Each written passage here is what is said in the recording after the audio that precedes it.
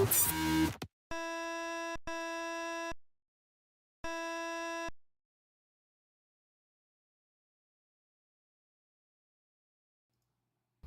we go.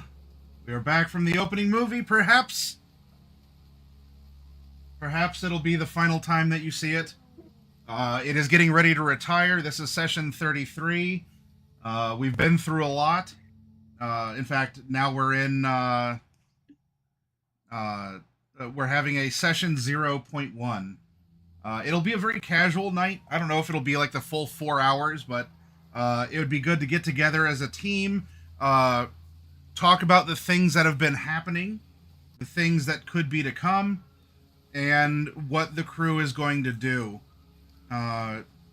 as they've now congealed. But we'll get to that in a moment. Let's have our fun little bit of table talk as we normally do. If this is a casual night, no need to rush through the casual conversation. Although I want to make sure we don't linger for too long in this, because I do have a couple presentations that are going to help support the conversation to come. Let's start with you, Evil. What's going on in your world? Not a whole lot. Is there anything in the Steam Summer Sale that just started that's making you get a little itchy, get a little, maybe? Maybe. Honestly, not really. Oh, all right. Is there anything that you might already have then that you would recommend to any of us?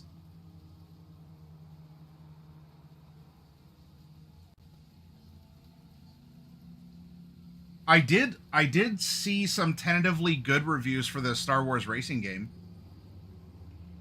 Hi, Nisa. Nisa. I have two right here. I remember you were talking about that one. Oh, meow. I know you weren't the only thing getting attention. It's terrible. All right, bye. Please don't knock my audio cable out. Slunk under my monitor. Yeah, there's honestly nothing that's really been catching my eye on Steam. Okay. Well, if there is, please let a brother know here, because I'm always looking forward to hear what my friends think, as well as to banning bots. Bot next. You get lots of them lately. We should probably just add words as banned words on your channel.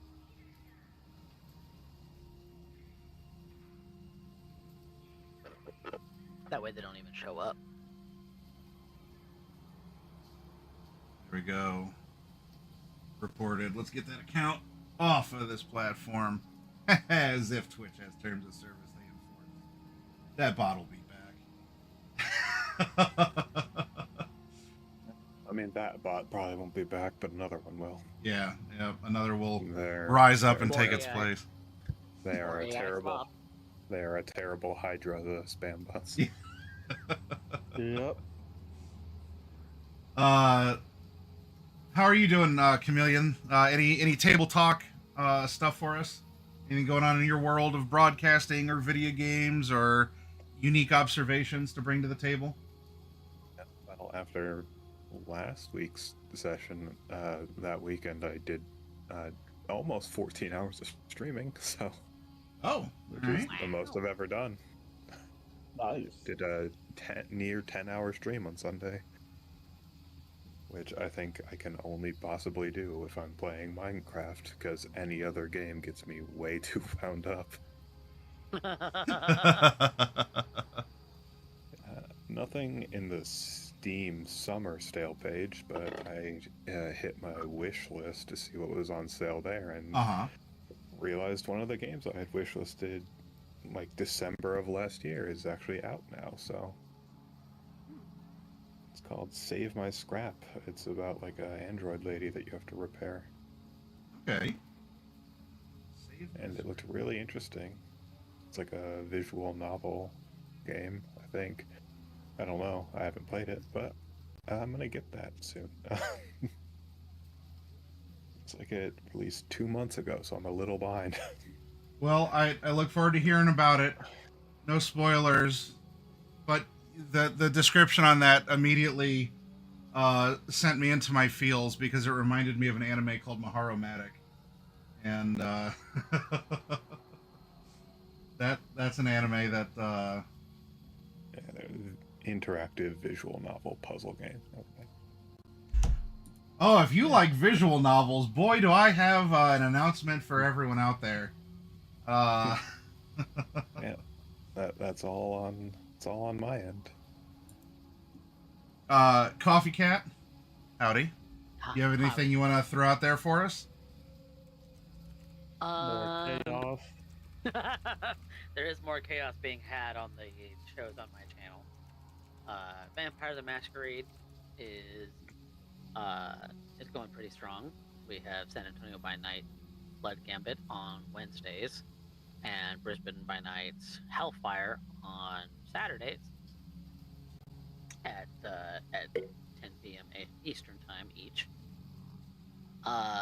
In San Antonio, the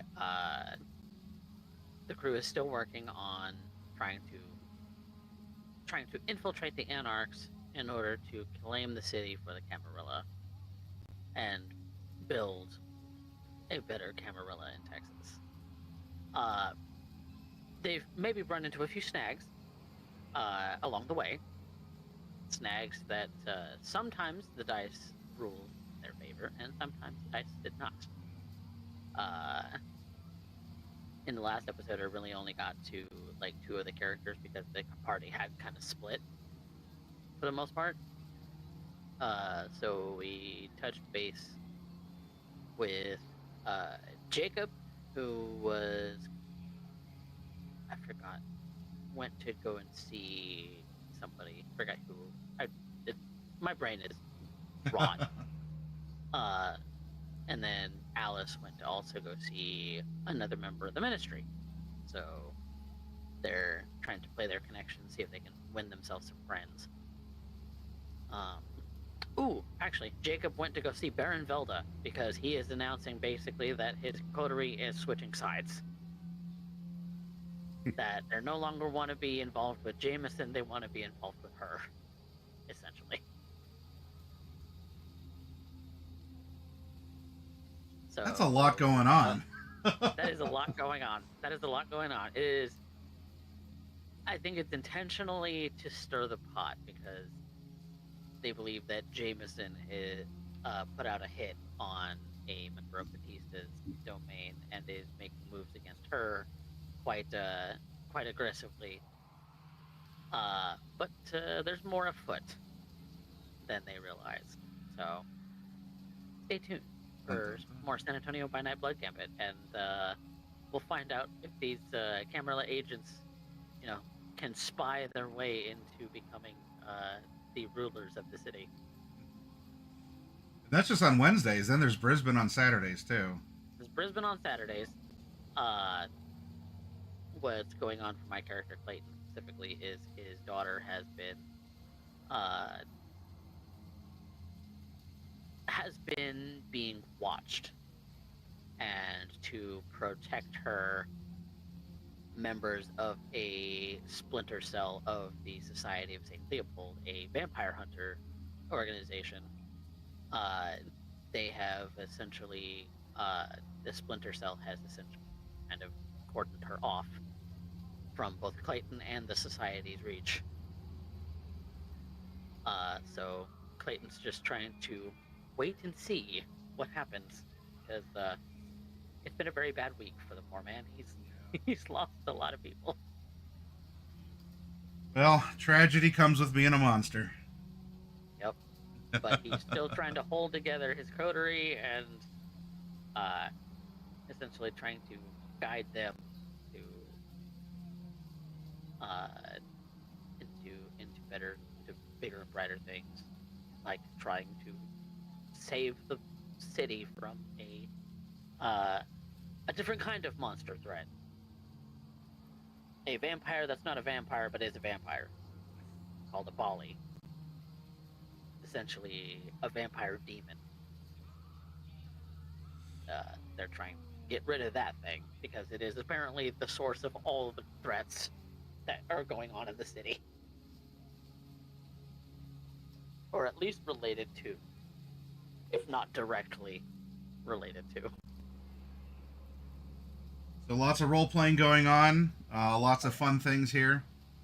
Lots of things on Copycat Presents here on Twitch. Yeah, so go give... and both those games are filled with community members as well. So you're not even just going to see what Coffee's up to. Coffee is your vector to these worlds, but these are worlds populated by our friends here through our communal communities. Some of which are actually linked. Other vampire games, like from Macabre Derek, have been mentioned. Yep. And I'll be getting the Cleveland Coterie, Devil's Due, up and going in August as well. Please look forward to that. Lots of vampire stuff. I'll see if I can work in a crossover with either Tejas or Australia with the story. Good. We shall see. We shall see. All right, for tonight then. If you want San Antonio lore, you can always DM me. So this is table talk, and to get us into the table mood, well, Lethality will be joining us, and for all of you out there, that's Kiri in camera 3 here. But if you've been a regular in the audience for a while now, I've had the connecting, buffering, no signal, technical difficulties placeholder over for JP up for a while. And as is what happens in these games, Chroma Company, our original D&D campaign, had this happen too. Hey, life happens. People are unavailable to play. And as such, we are going to be introducing a new Edge Runner. At some point, I do hope that Night Mage will talk about it himself too. But I have spoken to him, and I don't know if I believe Coffee you might have as well, or at least with who is to come. But if he's reached out or something. But so it is. I'm airing this in public. We are going to be facing a switch up, and there's absolutely no hard feelings, no love lost. He is very much welcome to be a guest appearance at some point, if whatever with his life stabilizes. But hey, he has his family and everything to prioritize, and his own work, and it's actually out of. And boy, I wish there's a lot of tables or people, because I'm sure many of us have heard these anecdotes before. Like, there's just lingering negative play experiences that go on far too long, and it drags everyone down. And in this case, Night Mage said, yeah, you know what, it's time to call it. I wish I could make it more, but I gotta prioritize what I gotta prioritize, and he's always welcome here, but we are gonna cycle him out. Now, to introduce that idea, because we were talking about it a little bit last session, and I said that I would get to it, and hey, I did. I want to work this into our world, because this is actually, if there's a good time to have an out-of-character conversation, session 0, like what we're having, kind of a peel the Band-Aid off and talk about a lot of things, this is actually a good time to do it. You got together as Lost and Found. You just finished a big gig together also. And you now have been assembling your resources and are making names for for yourselves, but even as the quantity, this crew known as Lost and Found. And so what I want to do is remake our intro. Tonight, I want to talk about everyone's characters for a refreshment of our story beat ideas, and also how your characters want to look going forward, which might be mostly the same, but let's refresh our art, get something, that is more the you that you see your character now after 33 sessions. than who he or she was even prior to our original session 0.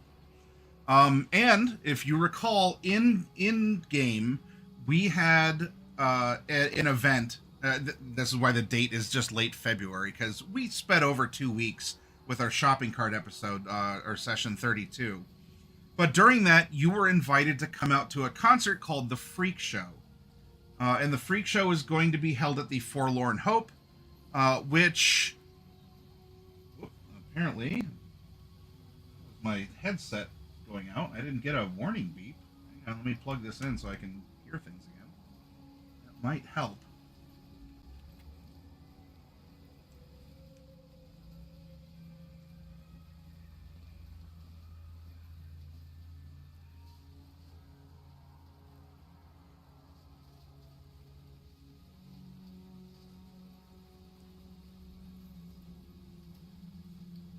There we go. All right, and we're back. So, what better way to kick off a lot of this Band-Aid pulling than by giving you all a show? And so that's what I want to do. So to my players, now you in the audience, you don't need to do anything because you're already watching. If you're one of my players, through the channel, I am going to play a video that none of you have seen. And so you are certainly welcome to watch along with the rest of the audience, because I put together the Freak Show for you. Now, this is not a spoiler for the contents of the concert, but I will remind you that this is Cyberpunk Red, and this is a Cyberpunk dystopia. There may be a couple naughty words in the song. So, either clutch your pearls now, but gently, or realize the the genre, the theme, and the immersion into the world in which these characters are living and breathing, sometimes with the assistance of nasal plugs, when toxic sewer gas is being displaced into the streets. As is what happens time and again in Night City. Fever? What's that? Some fever. Oh, well, that wasn't explicitly brought up. The gas warning was there. Oh, by the way, let me bring down the. I was gonna say, we have a lethality. Yeah. We Get do, you on yes. cam, and then I will take you all to the Freak Show. Now, remember, this was a reward given to you by, presumably, Freak, who was the rocker boy who descended down on a winch piloted by a drone during your last big gig. And as a thank you for inadvertently helping him, he gave you tickets to his show. Now, Freak, perhaps short for frequency, is a very outgoing, a very flamboyantly dressed person, very expressive. And hopefully you'll be able to to get a dose of that here, because as we see in the rewards, that was on the token layer. Let's zoom out. In the token layer, we're going to send that to the back. Oh, that's Fluffy Bunny's note, her little love letter to you all. There we go. So, oh, you got to do things the old-fashioned way. They're shiny holographic tickets, but you actually have to bring a physical ticket to the venue. And they're going to tear it, and then you get VIP all access. So we are going to presume that you all are going to get together. And this would be the 5 of you. JP is in on this too. He also has a ticket. Now, Kiri... for convenience sake, because your gig was actually working as a bodyguard to go to or to tend to a popular brain dance star who was being a poverty tourist. She was hitting up all the slummy bars and dives and everything. When it comes to Edge Runner, well, I guess you could say this was formerly a solo bar, which is not far from an Edge Runner bar, but it is now more of an Edge Runner. But this is not the afterlife. This is still a place where you could, you could get shanked by a beer bottle by a fellow edge runner, because things are a little rough. It's for the edge runners who are a little lower tier. Which, no offense to you all, none of you are at the level of, you know, Morgan Blackhand yet. So you're getting there, but you don't have a name for yourself, and you probably can't get into the afterlife with them shoes. But you can get into the forlorn hope with them tickets. So I'm gonna put the video up, and I want you all to enjoy the freak show. We'll talk about it, and then we'll move into what is to come after that. Let me make sure the background volume is down. And we're going to bring this up. And here we go.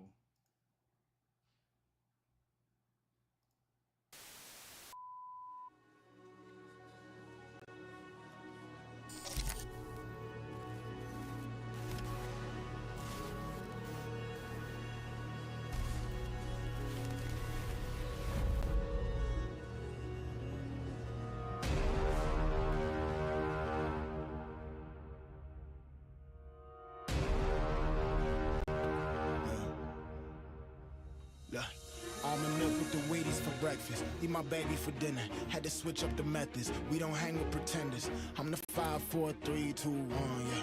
Say the city yet again, here it come, yeah. Vigilante on the rise, why is it surprising? They throw agents at your boy to keep the fix divided. Frequent flyer and I always preach to fly united. Niggas be so scared to fail, that's why they keep it quiet. God flow, I know you hear it, Rock pioneered it. Gave me the wheel, then a nigga had the power steer it. Steady faking what you making, ain't no power near it. I bet this on your radio as soon as power hear it. Yeah, I wear my cape real loose, sleeves on in 2, 3. Ooh, I'm getting new cheese, bruh. Cowabunga on a routine, that's a true thing. Routine, I made a new scene. Under gray clouds, city lights, 40 days, 40 nights. It could be a short life, not a long one. When you coming from where I'm from, man, this shit feel like copper. Yeah, yeah. Man, this shit feel like copper. Yeah, yeah. Man, this shit feel like copper. Yeah. Man, this shit feel like copper. Look, why you never listen? I've been had the vision. Come on, kid, you need to Martin loosen Luther up. me, Let's dreaming dance. about the riches. This is I'ma our need night. the rings, I'ma This go is the distance. amazing. Do it for my team, bitch, it's my religion. Your girl is some Christian, she ain't even Christian. They all want a bad boy when they see the pistol. I'm all in my feelings, I might need a minute. This is the freak I might show. have to Enjoy the pivot, I might goddamn need rhythm. the digits. I learned lessons from decisions, lessons from decisions. Niggas think you stupid, they be fucking tripping. Hit them with precision, I don't fucking miss them. Keep them at a distance, I don't fucking miss them. Under gray clouds, city lights, 40 days, 40 nights. It could be a short life, not a long one. When you coming from where I'm from, man, this shit feel like copper. Yeah, yeah. Man, this shit feel like copper. Yeah, yeah. Man, this shit feel like copper. Yeah. Man, this shit feel like copper. Man, this shit feel like copper. Come on, Tex. Put that arm to use tapping. Freak show is thumping. Think of it as engine rhythm. Yeah, of course.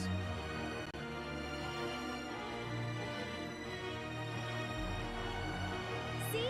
Old guard, it's vitality. Burn with it. I haven't felt this good in a long time.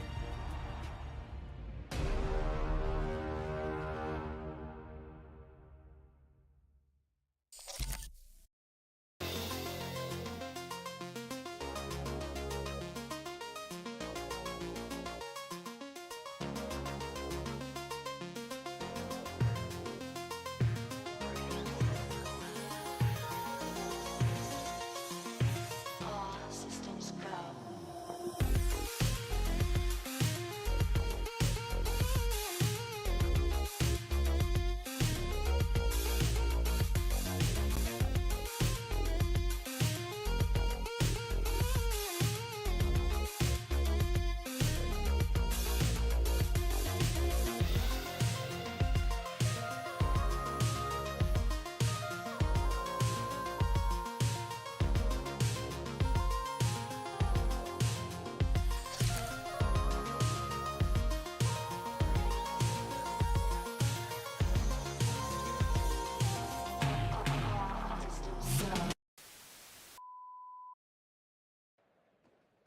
Hell of a show.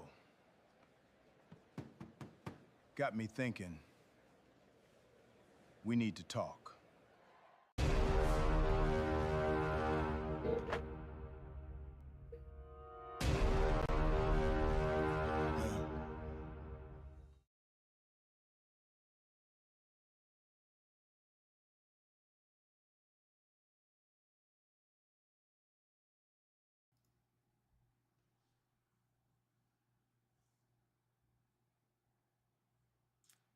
Hopefully you enjoyed the freak show.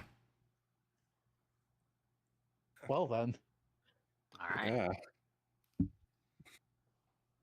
You all were given shards that made the entire thing look like a comic book, and you were taken through different genres. I was especially happy with Kiri's Junji Ito, like, heavily hatched horror style, being dark and broody, and then finally going into, like, Bishojo color when she was dancing, and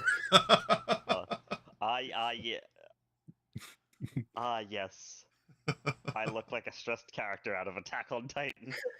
the with It looks exactly like that, like with the fucking eyes and like the lines and all that, like. Yeah.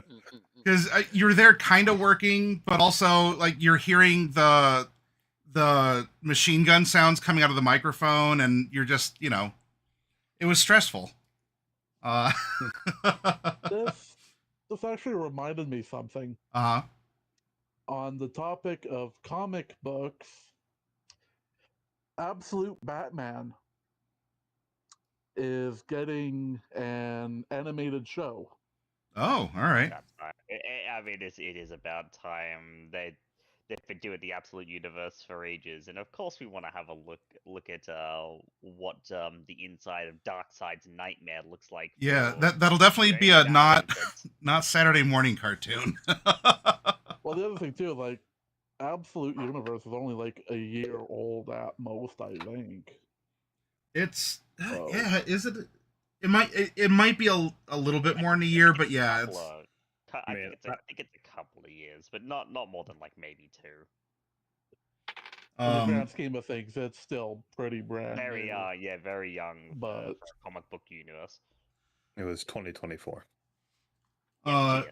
So as a part of this, because you did get the VIP all access, you were at your characters. All of you were there. You were presented a fuller show than just the one song, but in this case, Freak dressed up in superhero armor made of old newspapers and some like steampunk gears, and of course you can't have a place like Gotham City without just, you know, open vats of radioactive chemicals to add to the rogues gallery, so he had that kind of on presence too.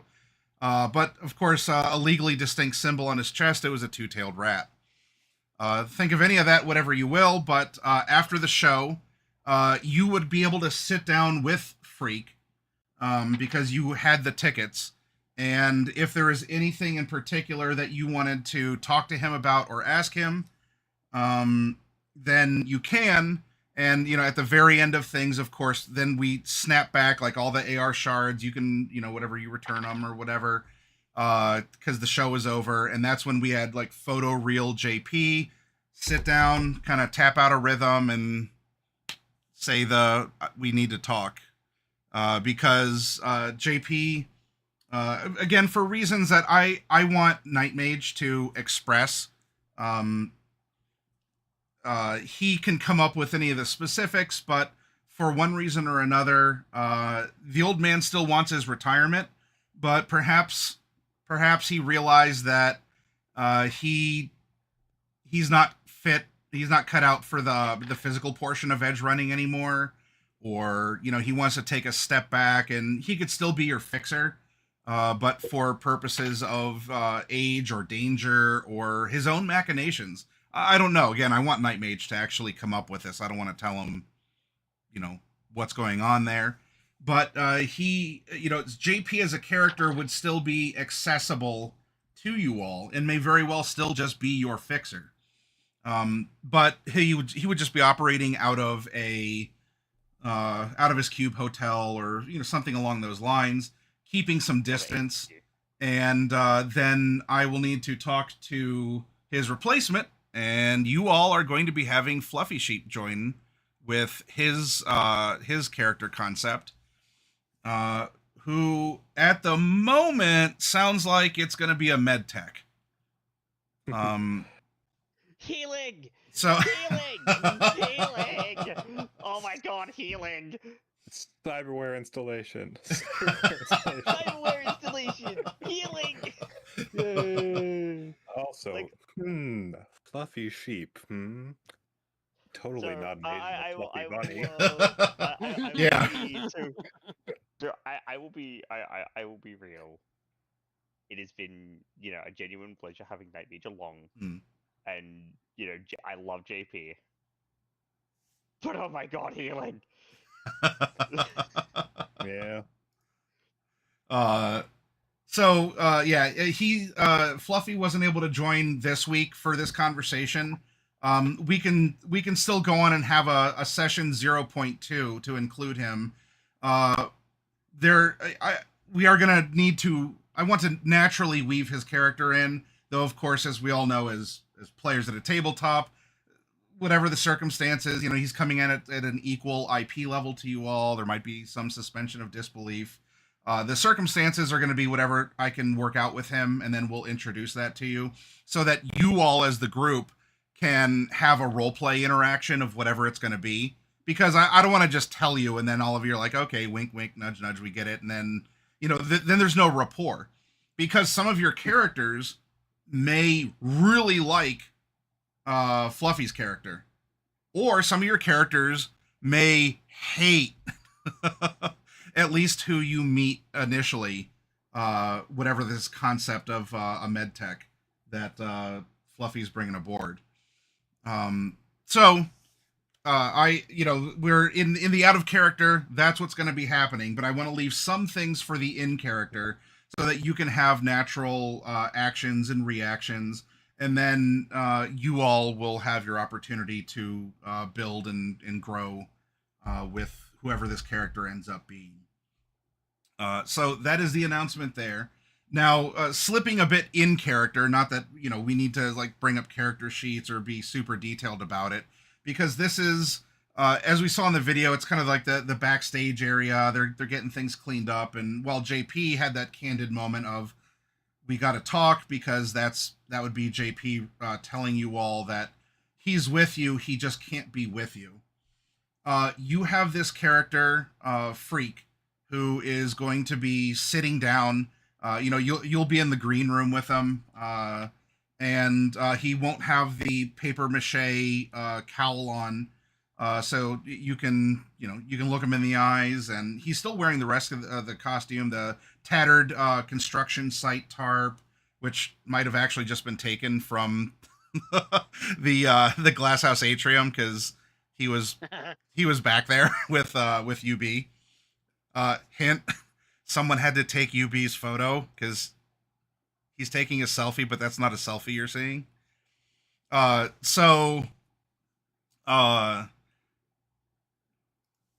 Do you all have any questions for Freak?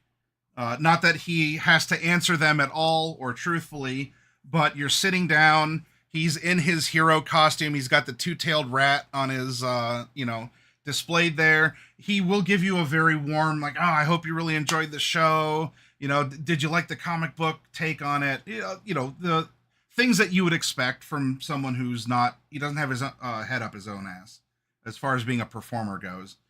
Because when he was performing, he was very heartfelt. His frustrations with the city were presented through his music, with that Gotham song. But anyway, in this backstage area, do you have any questions for Freak? I mean, I think this one might be more the Outback and Gopher show, because they're the ones who if it's who I'm thinking, they're the ones who actually interacted with him.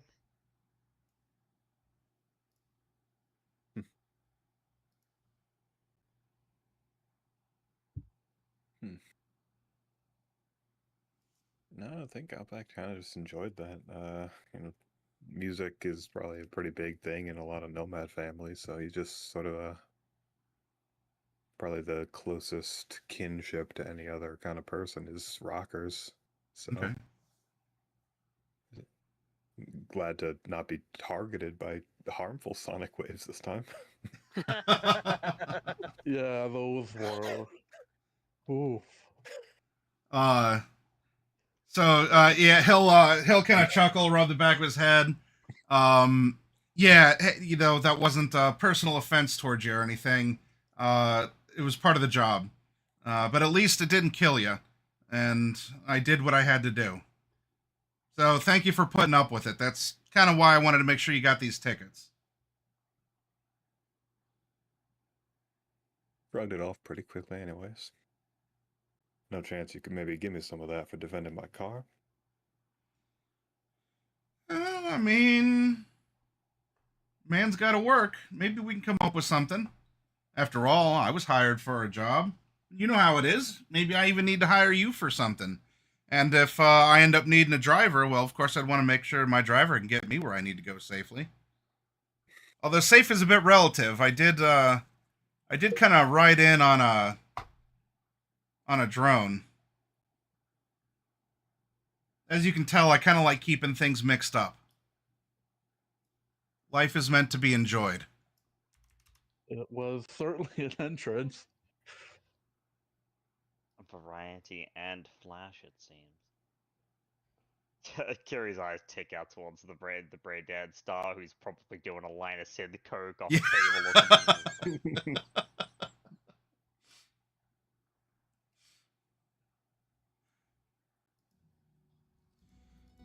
Yeah, well, you'll probably almost never see me wear the same thing twice, and that's part of the gig, part of the show, part of the routine.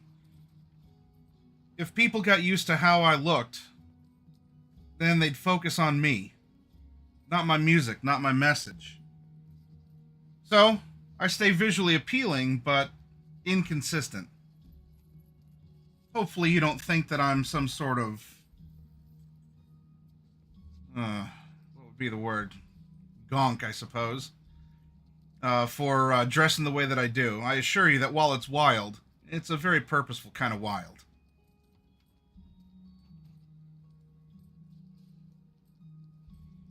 I mean, every style is gonk in some way. Well, you sure fit in, ma'am. And he'll talk to you directly, D-Rez. You got the Asia pop flair. It's a mishmash of a lot of different things. What were you saying, Evil? Those in some ways probably helps when you're out on the street. Helps and it hurts. Tell you, I have a little bit of jealousy, some green eyes for UB there. I don't know if you saw. Well, actually, I know that I saw you two, and as the rest of you are here, I didn't see you. That means you probably saw him because of how that. Anyway, UB though, he's got a face that everyone knows. That guy was signing autographs during a fight. It's all flash and no substance. I don't know. You try fighting him, and you can tell me if he has substance or not. I know. He has quite a bit of substance.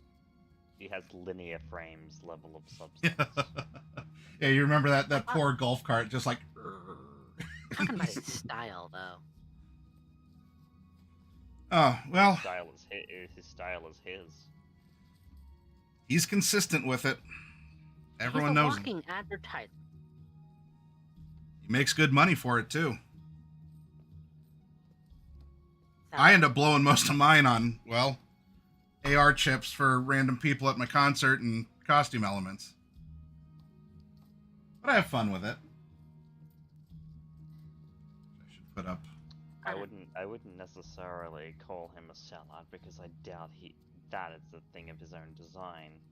It's probably something that just happened in his travails of doing our shared profession.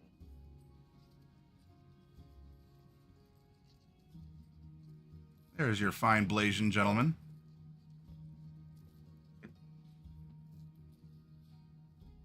We fight, we kill. And because that can become center stage, that's the thing that gets the most attention.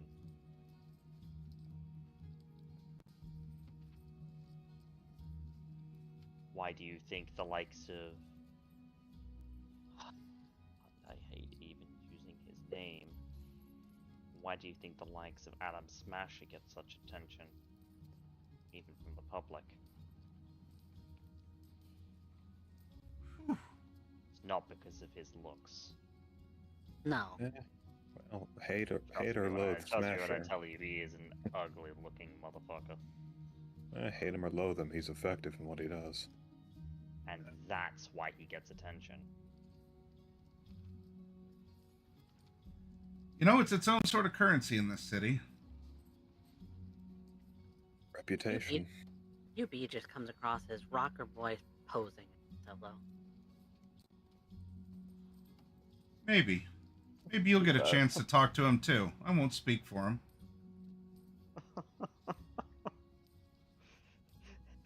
You're out here calling him a poser, D. Yes. I'm out here calling him like it is. Guy is all about the cameras. He's not about really anything. He's all flash.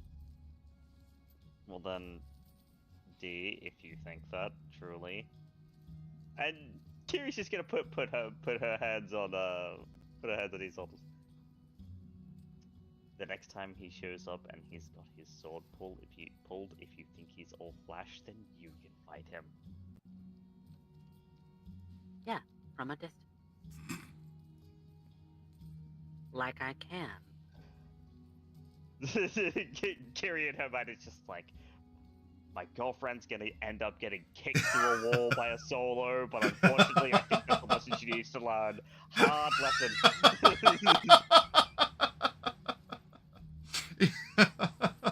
Look, I'm not gonna argue that man's hot.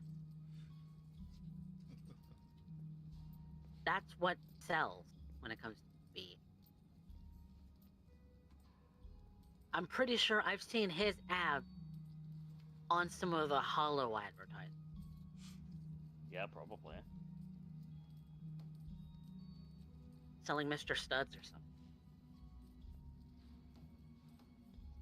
Yes, because that's exactly what'll fix it. Because that's exactly what'll fix what ails you. A foot-long dong.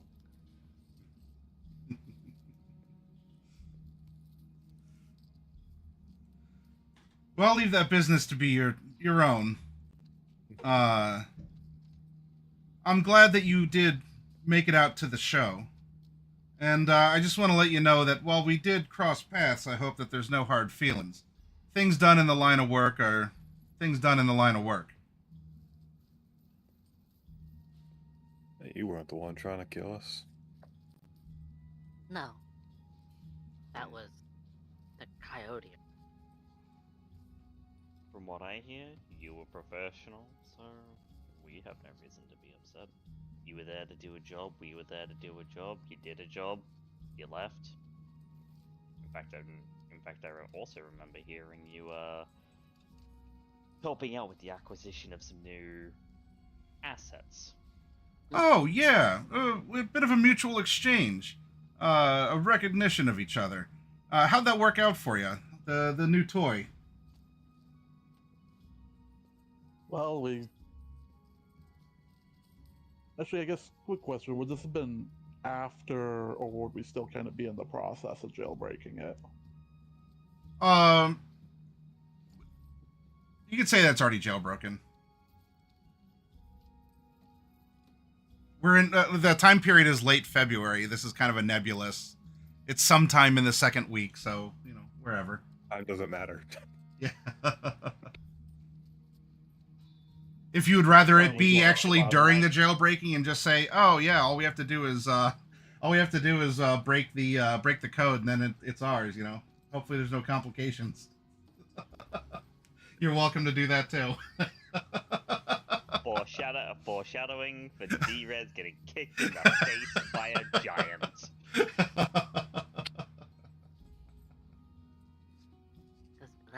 fun of me.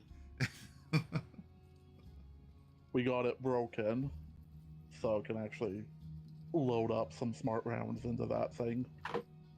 Hell yeah, brother! Had some fun countermeasures. Here.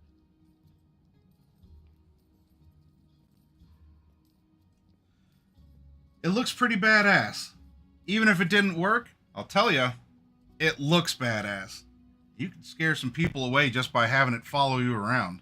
Especially with that big old Militech symbol on the front. Just, hey. I have nothing against you, but if we ever do find ourselves on opposing sides, like, I'd really appreciate it if you pretended to, like, point it just a little bit away from me. Yeah, I'll see what I can do. I gotcha. Maybe if we do cross paths and it'd be a contest of some sorts, I might need to do a little swerving myself. Professional respect and courtesy, such as the situation calls for. And I'll tell you, it shook me up a little bit knowing that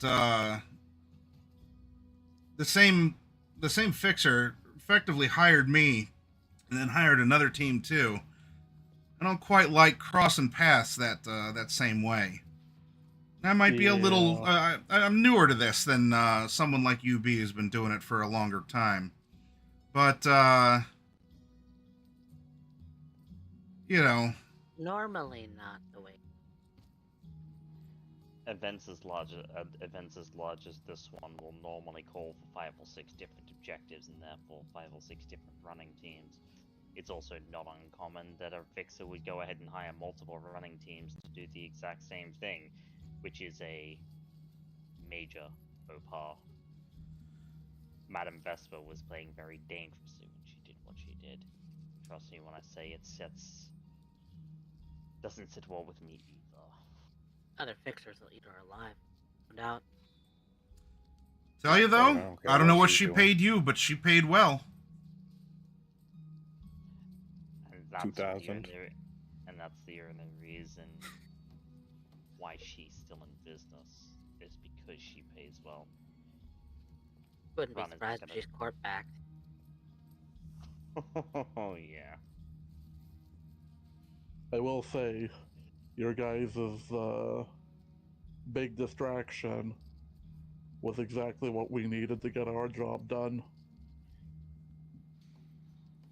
Well, you're welcome for something I had no idea what was going on. If you got your job done and you got paid, hell yeah. We got what we wanted. Oh, that Shifu core sold for a pretty penny. That Netrunner wasn't very happy with us, though.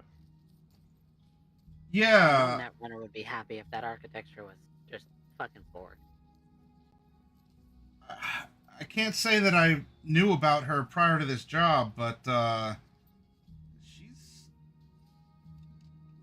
she's got some barbs. Oh yeah, I wouldn't be surprised if she came looking for us at one point. Probably goes finding any blip of us on the net. You know what? I genuinely relish the challenge. And Kiri just kind of smiles. They call her Fluffy Bunny, but by the time I'm done with her, they'll be calling her Chubby Bunny. Well, then it sounds like there's a 2v2 going on. Solo versus Netrunner, just on 2 different teams. I think it's just funny that she said that if she saw us, she wanted to kick us in the balls. Oh yeah, she's pissed.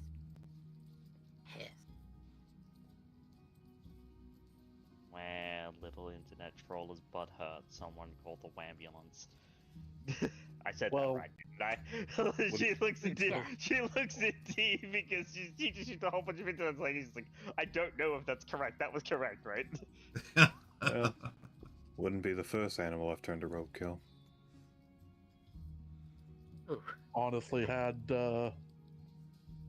we known you guys were, or had we known that she was going to crash the party, I probably would have left the server room as it was. What? Why? I didn't.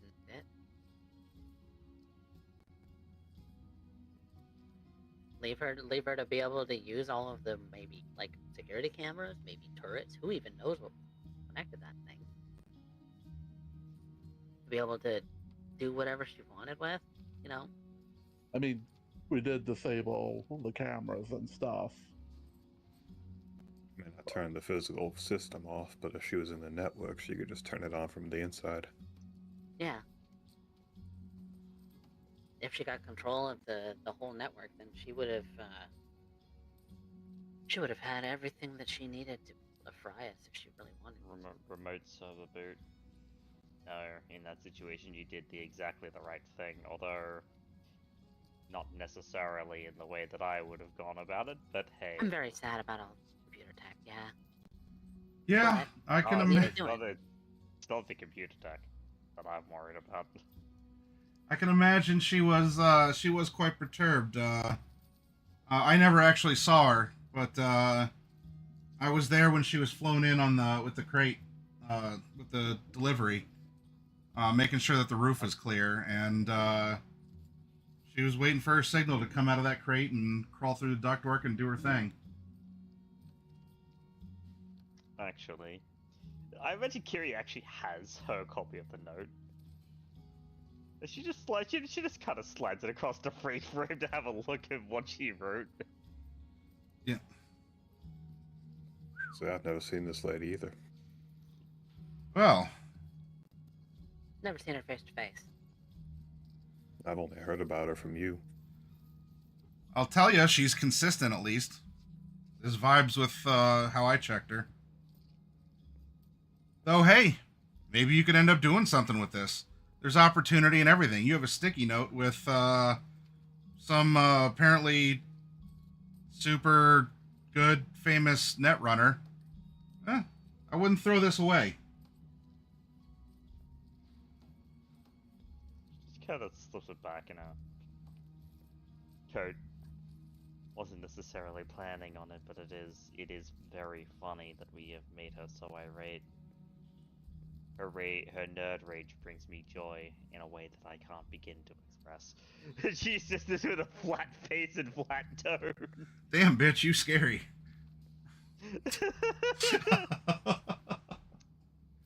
That is very. Kiri's very good at that. Also, I'm working, and she kind of tells me, she's like, one moment, please. Look, you've had enough synth cokes. You're not ODing again this week.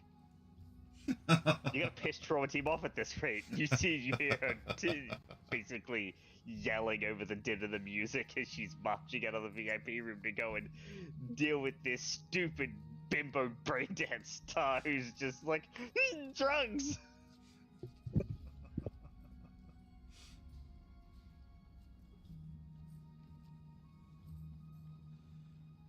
Some people live on. How the hell?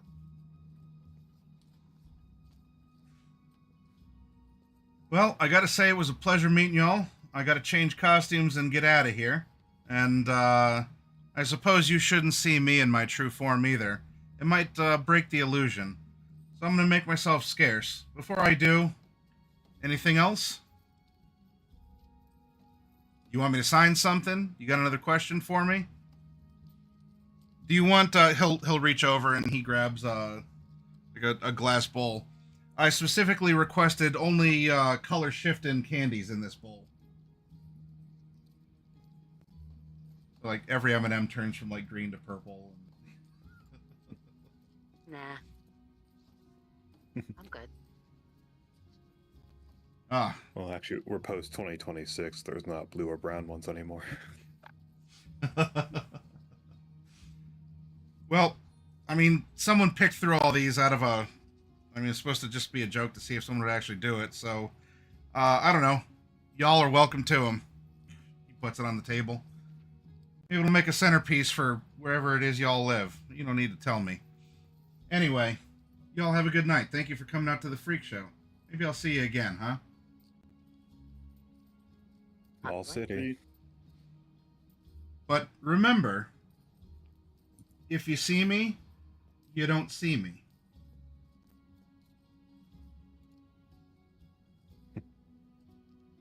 He grabs his two-tailed Ratman mask off the table, gives a generous flourish of his blue tarpaulin cape, and he walks out of the green room.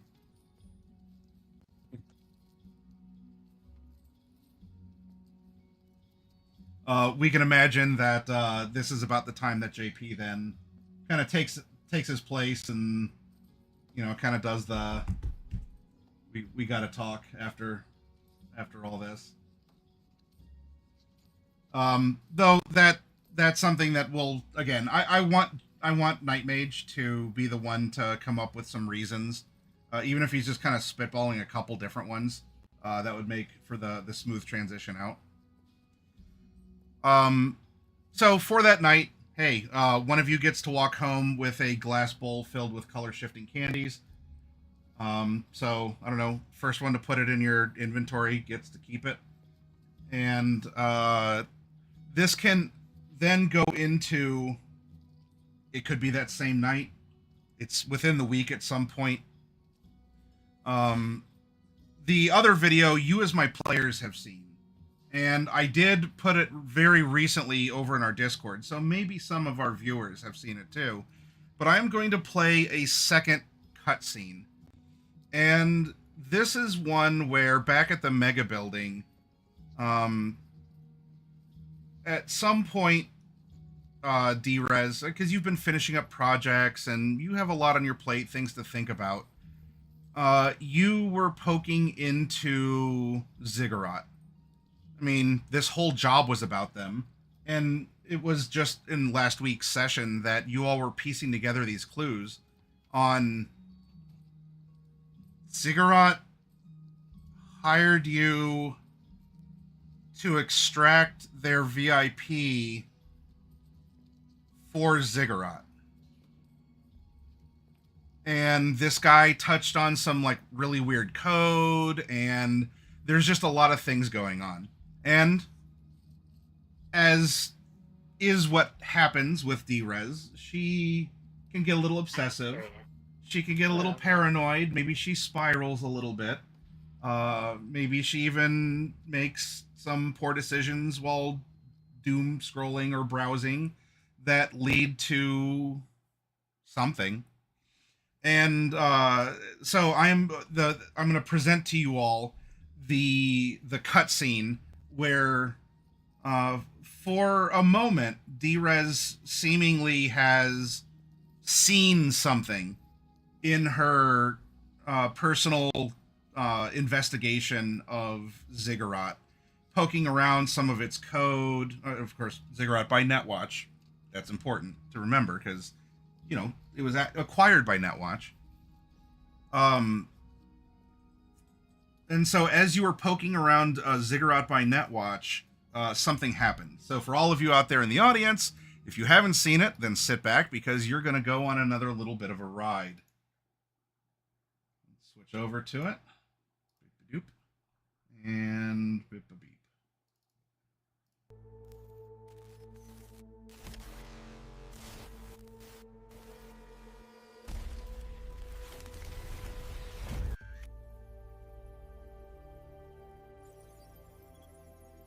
Where is it? There has to be something here.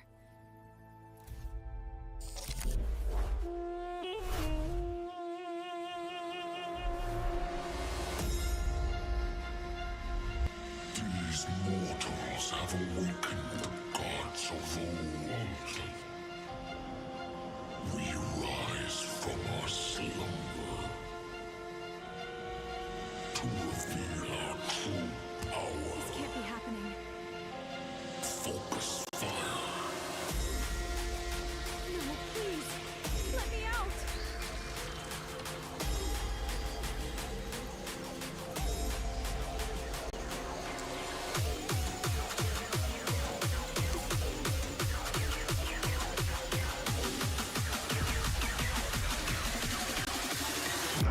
strike.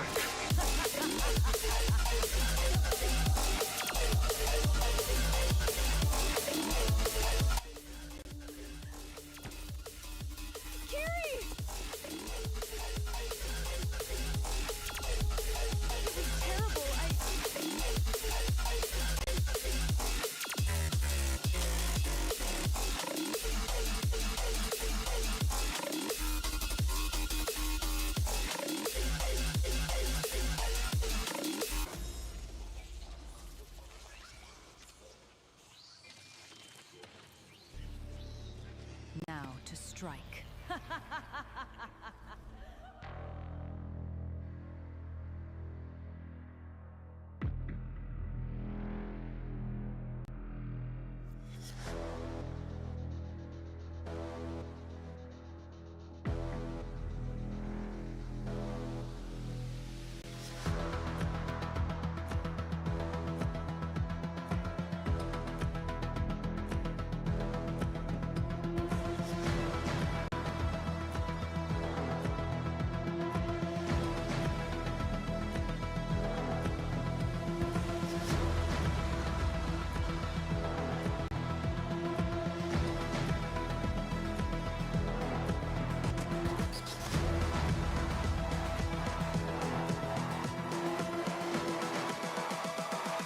Humans, what have you learned?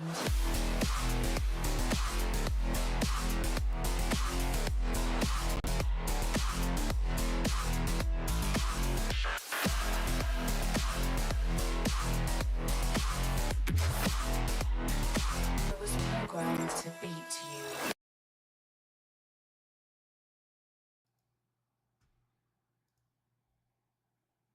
Well, well, well.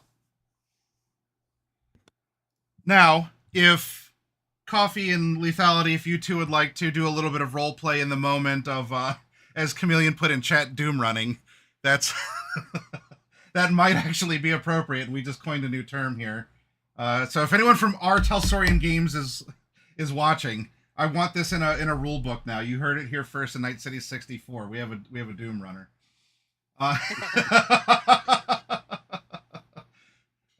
Yes, her wreath can run Doom also. So, what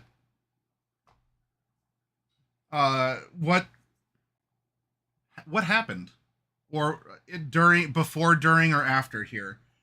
You all were given a clip. Now, technically, once we had the screen go to the test print, and we went to credits and everything, that was not seen by Drez. She was only seeing the teal and orange stuff happening. So, bear that in mind as the bridge between player and character, can be accidentally traversed here and there. And it might not have been a very obvious thing, but since we're sitting down and talking about it, that's a fun little thing for you all as players. But the characters involved had seen the teal and orange ziggurat color stuff happen. So you tell me, if anything, what was going on, or what happened, or Kiri, what did you do when Drez came running over to you with tears in her eyes and her headset just sort of like chirping on the bed?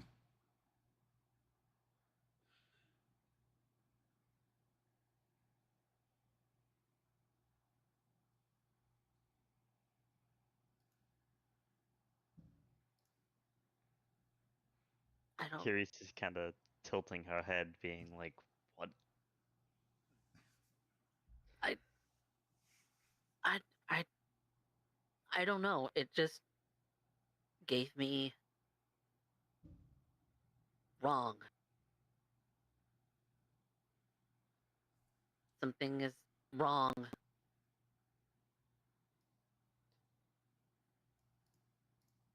I have to ask, you weren't doom scrolling again, were you? Look, after the last job, I did a lot of. I do what I do. I dig. I go digging for things. I need to make sure that you're gonna be okay, and that I'm gonna be okay as a result, and that everyone else is going to be fine too. And so, any little chirps that I hear about us on the net, I go digging. D. I have to. I get it.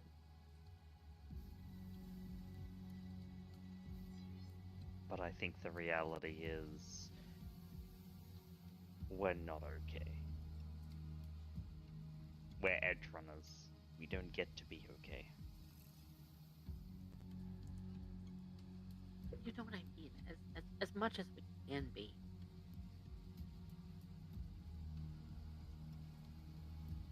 I don't want Arasaka to know that you exist.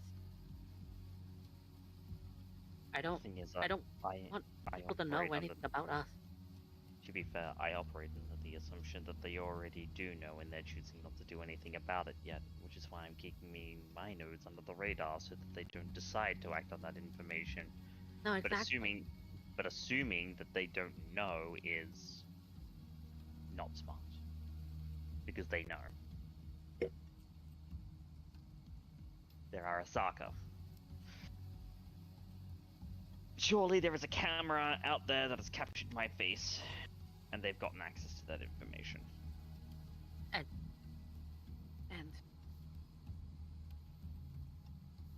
And I want that to be as minimal as possible.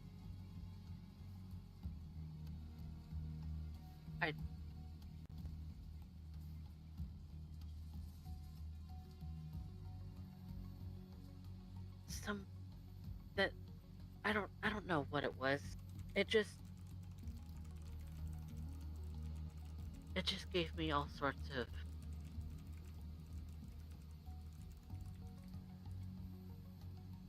just wrong feelings in my gut. Tell me what you saw. I was browsing the net like I normally do, and it looked fine. It looked like normal. It all of a sudden there was this ziggurat, which I suppose represents Ziggurat as a company in a sense. I got a sense that it was towering over me. And as Ziggurats do. As they do. And Netwatch is Netwatch. They're protecting us with the black wall and everything.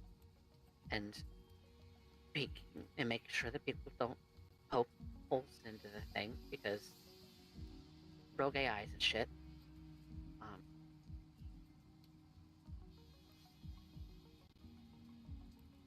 I don't know. It just, I can't really describe it. It felt like something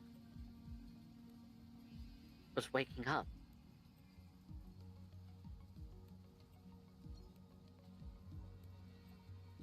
Something about gods of old, and I don't know why my mind went to that, but it went to something is horribly wrong.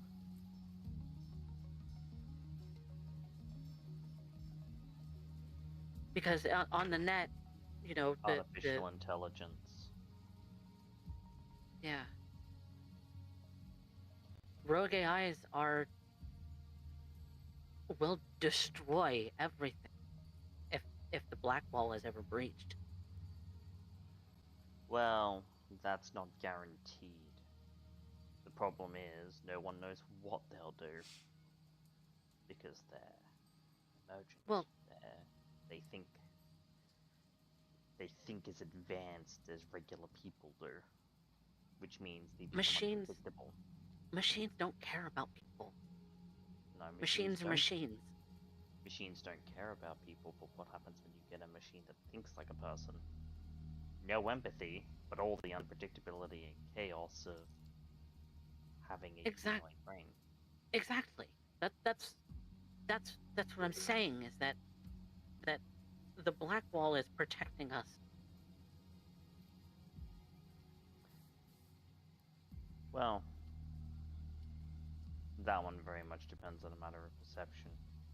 You have to remember, I was around for rabbits. I was a girl, but I was around for rabbits. And what do you think has been happening on the other side of the black wall, where they have countless... They have access to everything that we lost on the net. No, they don't. Because that was the point of the black wall to begin with. They couldn't control it, so they needed to section off a part of the net that was still usable. It's a retaining wall that holds back digital horrors. Exactly. The thing about that, though, is all of the AI, especially the ones that cause the most damage in the wake of Bardmoss's little jaunt, they were all named after gods.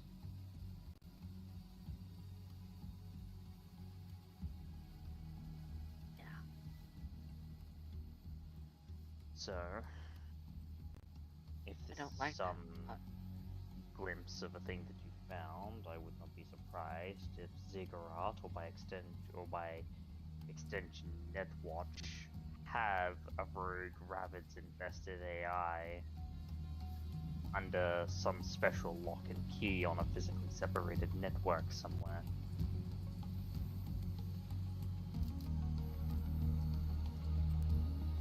That's frightening. God, this feels like Mikoshi. Of course, Dee's not even gonna have any idea of that. What Makoshi? Rumored physically separated Arasaka Data Haven.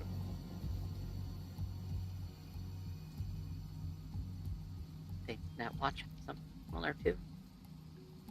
Oh, definitely. In fact, I would say they would have several gates where the black wall is thinnest, maintenance ports, all sorts of stuff. They built the system, so of course they're gonna have backdoors. And the corps are always looking for ways to get their old info back. Yeah, that's... Again, if the rumors are true, that's not why Arasaka had Mikoshi. Now, since the two of you are having this conversation, and this was an interaction that the two of you had, there were two people at the ball, or the gala, the charity auction, that were also, like, data brokers. And... The two from Data Inc., right? The two from, yeah. And to you, Kiri, Vanta knew things about you without, you know, it was kind of creepy how it was just sort of very subtly flopped out on the table, but there was a knowledge, and perhaps that was the tip of the iceberg of what this persons knew about you, let alone anyone else who was present. And then there's a prompt to you, Drez, that you had interacted with Vanta to the point where Vanta was able to bridge you into the damaged architecture of Ziggurat. And it was clear by doing so, Vanta was paying a price for it. Because you were accessing... Ma'am, no, you can't get on my keyboard that way. You don't need to be in front of the camera. I'm trying. No, you're just gonna do it anyway. All right. Well. Oh, yep. There. Okay. There she is. Hi. All right. Yep. There we go. All right. Off my keyboard. Anyway, hey, it's not a broadcast without a cat butt. So, That's why he took so but much damage. Vanta didn't do the dive. You did. But Vanta did something that was incredibly damaging. So, you don't need to open up sheets to roll deduct or anything, but you're having this conversation. I can bring up these instances to each of you again to think about. And if you want to even include, because we can always have a cut to the Golden Dragon, if you want to have a team get together, or if you want to keep it in the intimate moment here where, Kiri Drez came, she threw her headset on the bed and came running over to you, at your desk. And, but these are more puzzle pieces. I mean, they happened. It's undeniable these things happened. And why things happen or how they happen, that can get distorted by perception or paranoia or pure cold calculation of, well, this is one puzzle piece, I don't have others, and I don't know what to do with one singular thing, but it goes to something. However you want to approach it, you can, but I am reminding you of these instances, of these things that 100% happened.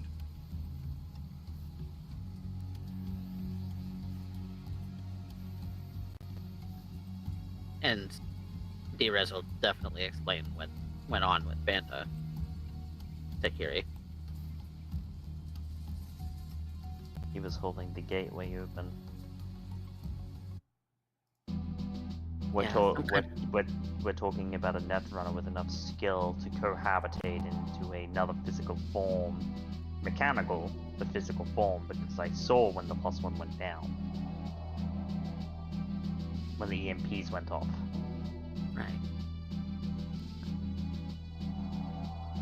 That's why they spoke with we, because they were one person, one intelligence. So for a netrunner of that skill to put themselves in that much danger, they must have been going against something that would easily ravage anything that they could put up.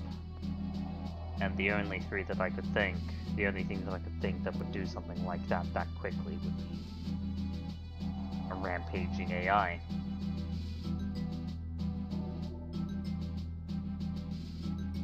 A demon, but worse. I'm glad I didn't go very far then. They would have probably flatlined me. Vanta did warn you the deeper you went. Yeah, danger, danger, danger, yeah. No, I'm not I might be crazy. I'm not gonk.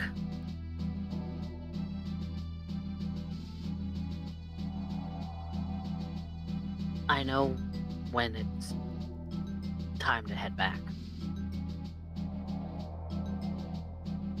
To be fair, if you hadn't at the point of the EMPs going off, I would have forcibly unjacked you. That could've...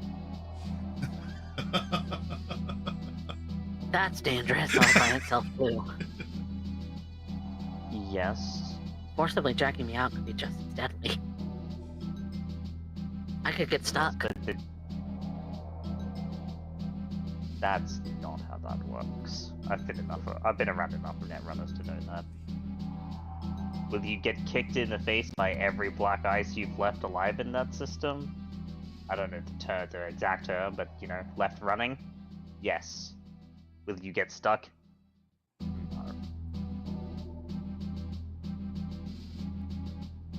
Then explain to me net ghosts. They exist. I can't. And you want to know why? Because nobody can. Because no one knows their origin. But if we're really talking about consciousnesses being trapped in the net. Most of them, I would assume, would be created by something like an artificial intelligence which would have the ability to sever the connection between the mind and the body, to process and virtualize a human engram into something else.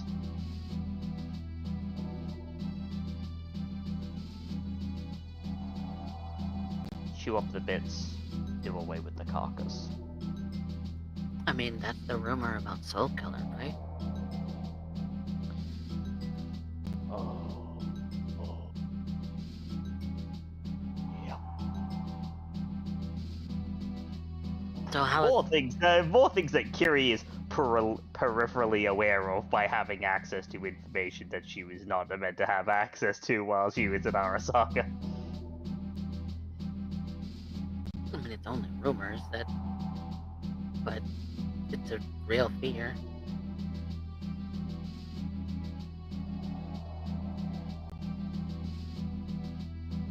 It's a real fear that every netrunner has. You know, you put your consciousness into the net.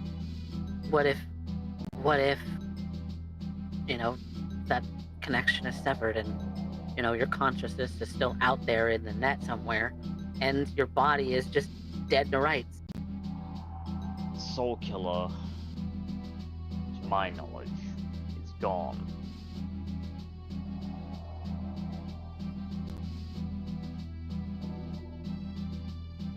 The rumors didn't come from nowhere. They captured Alt Cunningham for it. And apparently she escaped. Is this knowledge you'd have, Kiri? She knows that Arasaka did capture Alt, and then something happened, and she like vanished, and they were like, "She disappeared somewhere. She's a corpse now. We don't know what happened." Because she was privy to a lot, but like outside of Alt disappearing, no idea. Like the fact that they're like, you know, working on Soul Killer and everything in 77, she has no idea that that's going on. She's peripherally aware of Mikoshi as it's a rumored data haven that Arasaka has that's disconnected from the net that exists somewhere. But that's all she knows. Now, that's all peripheral awareness and nothing more deeper than that. A question and challenge to you, D-Rez. I don't believe so far you've mentioned to Kiri that you saw yourself in this dive. At least a version of you. Yeah, because I didn't know whether that was or it wasn't. It is a remarkable resemblance to you. Yeah. I mean, you don't have a goatee that says, "Hey, I'm Nega D-Rez" or something, but this is a rendition of you in teal and orange data streams. Yeah, she'll explain that portion too. She'll explain the visuals that she saw. Okay. As part of the explanation to Kiri about it.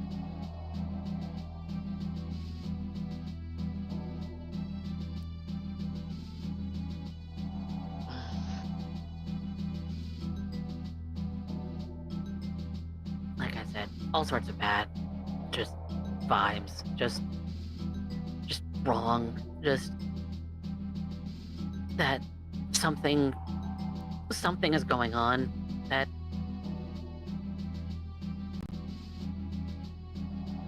I don't know. Scares me. Whilst I don't want to put thoughts in your head, and she'll gently pull D close to kind of let her rest against her for a little bit.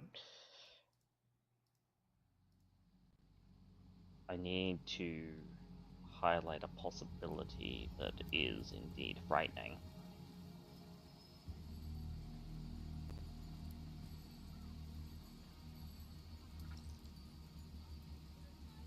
An artificial intelligence that escaped rabbits is no less malevolent. difference is it's not crazy.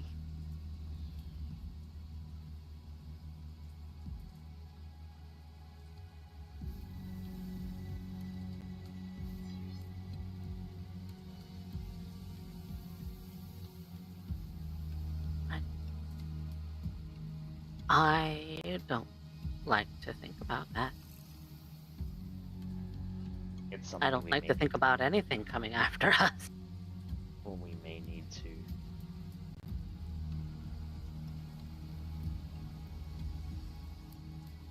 We may need to start considering that possibility. Because I have a distinct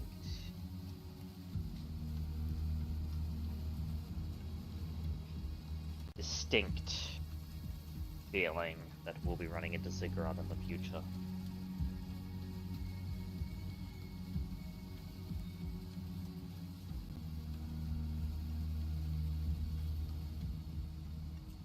Now, Well- I'm not for one for suggesting corporate bootlicking, and I would certainly not suggest it in this case, but we should get exceptionally buddy-buddy with those at Data Inc.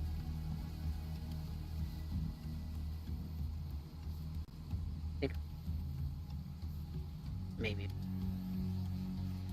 is around. He didn't look very good when we last saw him.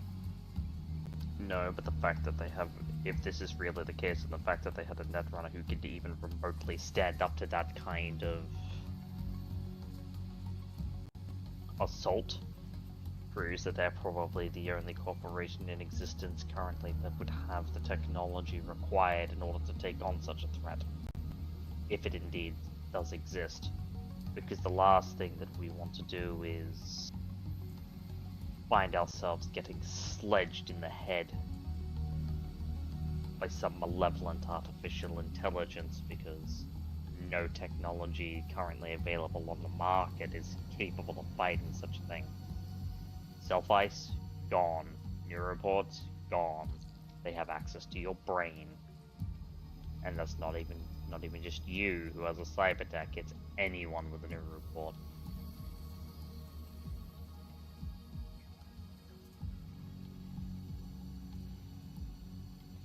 It's like when they were talking about quantum encryption when I was a kid.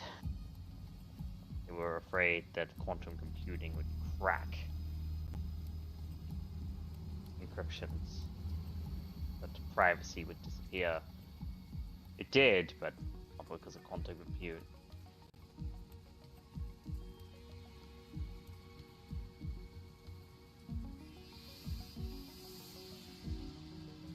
Are you suggesting that we have to... real life callback? Are you suggesting that we have to get some kind of superhero powers or some shit in order to be able to even just to protect ourselves? Like, because, you know, that's a bigger gig than I think I'm even willing to do. I think it's more a matter of we need to be prescient that this could be a threat, and if it does decide to come after us, we need to know where to go. Because it won't be a gig at that point, it'll be a fight for survival. You're talking about, like, end of the world sort of shit. Yes, welcome to the apocalypse. It'll be televised, and I'll be your guide this evening.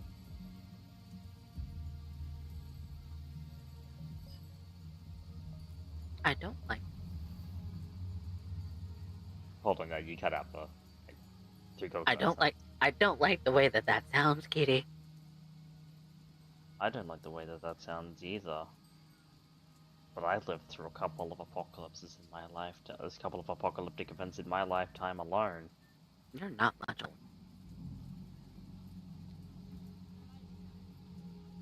Tell me, when were you born?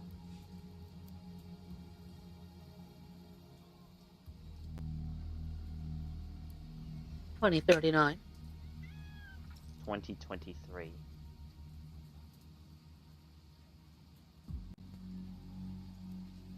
I did not know that.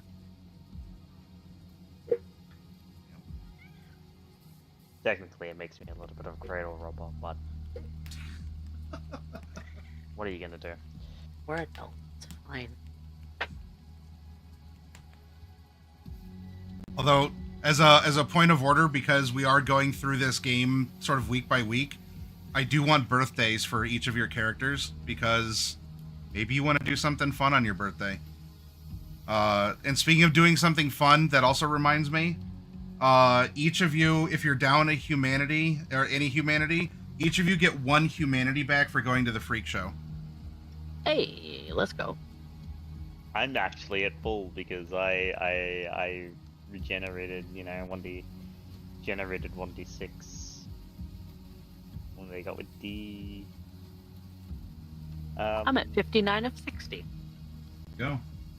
That one. Hey, your empathy's about to go back up. That one increase moved my empathy up. Yay. Sorry, How was that? 59 out of 68 maximum. I was at 39 out of my current max of 52. There you go. So Freak helped you feel a little bit more human. I have a max of 38. Yeah. Max. But clearly, seeing Freak cosplay my favorite DC character, Ratcatcher. Hey, yo. Clearly, that was the inspiration, right? Now, speaking of other details, and we can have more of the conversation. Of course, you saw something very disturbing online, including a rendition of yourself that was intermixed with these weird creatures. There was this owl that was staring at you for a while. Also, other people who were doing homework here is including Outback, because he was the one who was kicking tires. Well, I mean, probably kicking tires, but also building foundations. He was kicking cornerstones here. And in addition to making sure that I have a birth date for each of you, so we can give you a little happy birthday that hopefully doesn't involve you being suffering from like a sucking chest wound in the middle of combat. But who knows? Life is spicy in Night City. I do want you all to think of your characters. Is there a new look at all that you'd be sporting? Because you've invested in some fashion, of high fashion, but maybe this could trickle out to how you now normally carry yourselves. Or if, as Lost and Found, you all want sort of X-Men costumes, and you want like an official, hey, we're on a gig, and so we're going to do this sort of uniform. Please get those ideas to Coffee Cat so we can get updated character art, not only for tokens and things in the game, but I can also throw it into the new intro. If you're mostly the same, but if Evil, you say, oh, I kind of like how Gopher looks. He's in the blue, like kind of just the worker uniform sort of a thing. If there's something that you want tweaked, or you say, yeah, you know what, I wouldn't mind going for like a 5 o'clock shadow, and maybe he wears some welder's goggles or something, or it could be a small tweak, or if you want to overhaul your appearance. I'm not too worried about that. If Gopher, you want some cool EMP lines that are technically not functional, except the one time it was when the EMP grenades went off, then I want that reflected. If we're going to be going through this whole process of bringing on a new player, and therefore Lost and Found getting a new edge runner, and y'all are going to have your base of operations, you have your Lost and Found logo even, and you've been through a lot now. You've crawled through infected water. You've been to high society balls. You've been in highway chases. You've done a lot of things now. We murdered a bunch of gangers because that's a night. You're not a resident of Night City if you haven't murdered some gangers. And so if you all have a new look that you want to rock, even if it's mostly the same, but now you just get some like a slightly new fit or drip, or again, if you want, this is the Lost and Found crew, and you have your own colors like a gang. because maybe you do want to build reputation as a crew instead of as individuals. All these are your choices, but as players, please talk to Coffee like yesterday about this, so that he can start drawing and therefore get the art to me so that I can incorporate it into the opener, similar to what we did with our original one. And then we can get tokens and other things like that too. I imagine your agent avatars are going to look the same, even if your current character fashion, like an average day in Night City for your character is different. But I will need to talk to Black Wolf about getting an avatar agent for Fluffy Sheep's character, whoever that ends up being. So for the next thing I wanted to make sure that we talked about tonight while we're here, we're our heads in the game. We have an idea for things that are going to be happening now that it seems like you're getting deeper and deeper into conspiracies and networks and other things like that, as edge runners do. I mean, it's unfortunately a part of that. Is your home base? I want to make sure that we are going to be on the same page regarding it, and that you all have a chance to sit down and talk about how you're going to expend your HQ IP in what you are getting. Because it sounded like you wanted a bunch of things, and some things were hemmed, some things were hawed. But what is this ultimately looking like? Because from what I recall, you still want to stick to something in Sector 4 with a garage.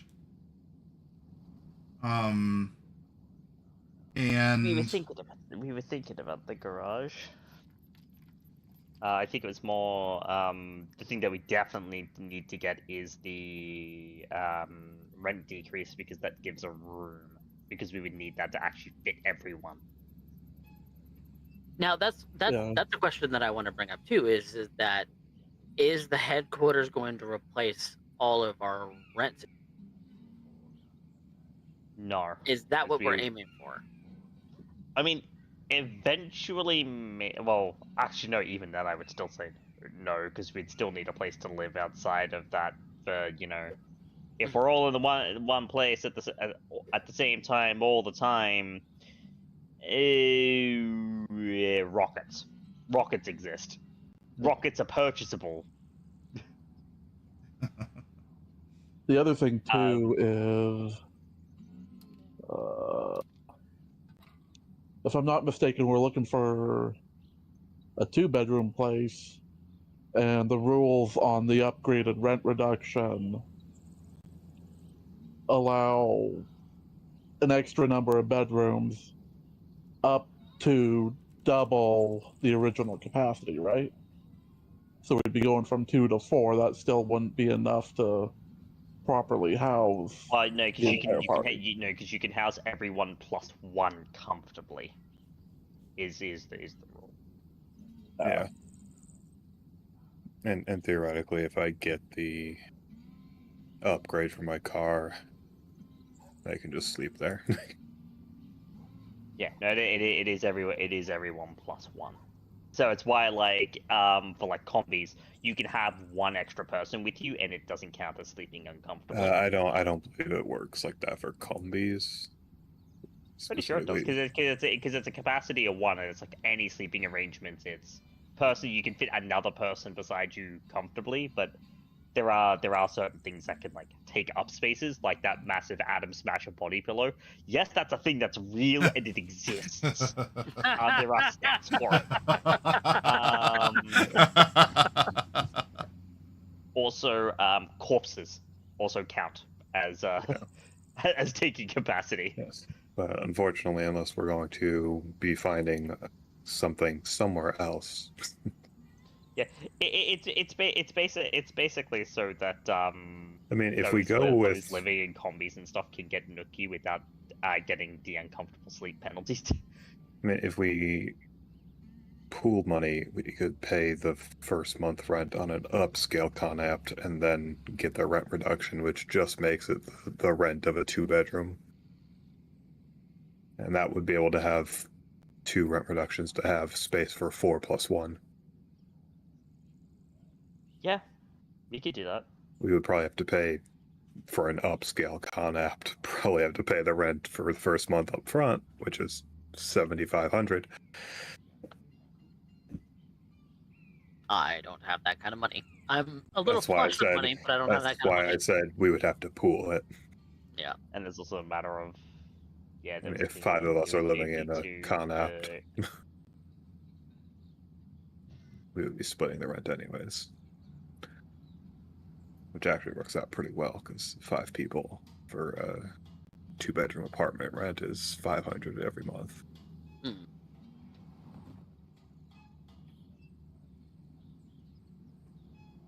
But we're not going to be finding an upscale con app in Sector 4. No, that would be... It's going to be like New Westbrook or something. Yeah. Now, as you're having this conversation, in fact, this would be a good conversation to have at the Golden Dragon.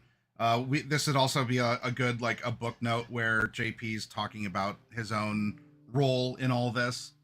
You know, answering questions regarding that. Again, that's a placeholder for Night Mage to fill in. Yeah. But Drez, you would actually, you know what? This might act as a little bit of a fun, sort of a send off from JP. Now, Drez, you could get this message as well at the same time. Though Drake would whisper this into JP's ear. And say that he ended up getting an email from Wendy. And it seems as if after the event in Pacifica, she has come into some former Dynalar property. And she's not exactly looking to be a landlord of sorts. But she knows that, I mean, you all had a hand in this. And if you wanted, she could do a kind of lease to sell item or thing for an old warehouse that has a garage. Now, it doesn't have the fence that was torn down. Especially after the top was torn off and there was the whole... there's the whole AV crash. And we already know it has a flooding issue. It is. The warehouse is going to be a fixer-upper, and Dynalar does not have an electric generator or a communication tower on top of it anymore. But if you wanted to acquire this piece of property from Wendy, she would be willing to work with you, as you're the one who effectively got her the leverage to get this from Dynalar. Okay. And then over the course of that time also, I would have been like drip feeding her some of the stuff that I got from the event too. So if she's interested in any of that information, I'll sell it. Okay. Well, that'll be the specifics of the information, and then you and I can negotiate a price depending on the fruit that bears. But yeah, we can have a conversation over at her office again about that. Yeah. So if you all wanted to work out a fairly inexpensive rent-wise, fixer-upper warehouse, that on heavy rain days, but hey, the city's fixing the sewers, so maybe it won't happen again. But a former Dynalar warehouse, then Wendy has it. How much is she looking for rent then? If she's kind of leasing it out as a build to purpose. Well, I mean, if she's doing a rent to own, how much the rent is depends on how long you want to take to own it. Yeah, this is and how much she wants, because she probably wants to liquidate that kind of quickly. She doesn't want property. Doesn't serve her. I will have to find an equivalent in the book, because I know there's purchase options for things like storage containers and I have everything up right here. Okay. A cargo container is 15,000. Okay. A studio apartment's 25.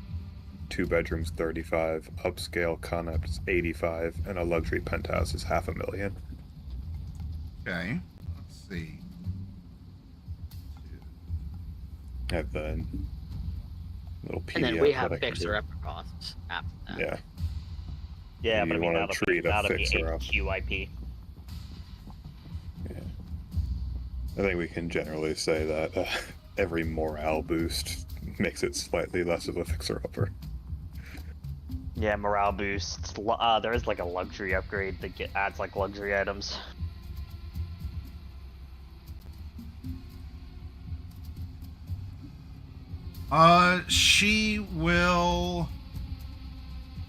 She'll say if you want to buy it outright from her, then you can, and remember that it's effectively a 2-floor warehouse, even though it's just sort of a catwalk with like an office on the one end. Yeah. She'll say we can work it out as a lease to own or outright buy it for $200K. 200.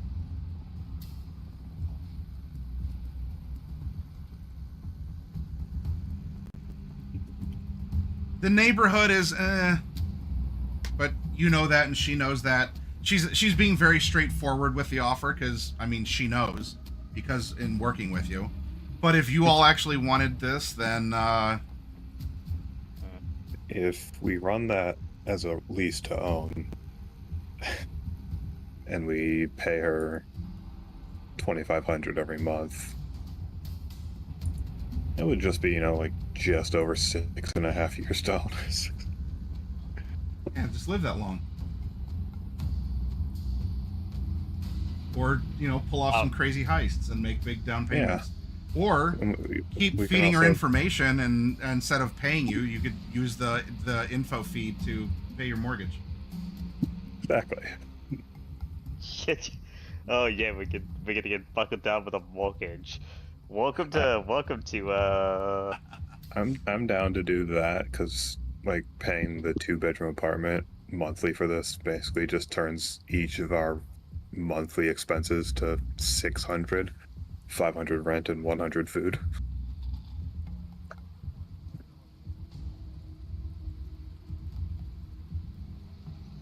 But it is, mind you, it is a blown out warehouse, so yeah, it does need love. I mean, maybe you all can put some sleeping bags in the office and then build out from there, and acquire construction supplies along the way to put up, non-load bearing walls and choose wallpaper and carpet and house plants. But yeah, part of that would be part of the HQ IP. Like, we could get started on that immediately with the HQ IP that we've got, but yeah, there's still going to be more work that's going to need to be done after we spend that, especially since one of those things is definitely going to be at a minimum on a garage and the second one on a rent reduction. And I'll tell you what, while the fence is no longer there, including like the concrete that it's into, the gate, while the electronics have been removed from it and it won't open unless you actually physically do it yourself, Wendy, therefore I'll throw in the gate to at least span the road. Who exactly is this gate stopping? No one. Yeah, you can just walk around it. No one's going directly through that gate. But yeah, no. If we're getting a building that's already has a garage, technically we don't have to spend the upgrade points on the garage. It would just, we don't need to spend the garage improvement just for the garage upgrade, which I can set that aside. Yeah. So I suppose then, we'd want to go 2 levels of rent reduction and a morale boost or something else. Yeah. Like something so that it can easily house us all, and then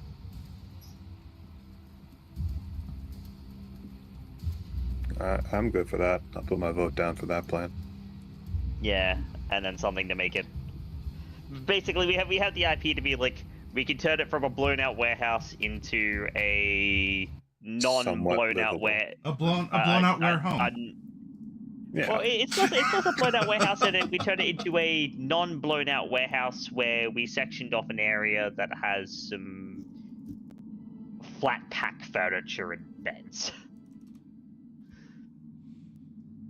But there's your, look at that. You have some skylights. There's some of the glasses left in them. And yeah, there's giant switches. That's cool. Makes a loud ka-chunk sound. Very, for those of you who like the ASMR, that sort of thing.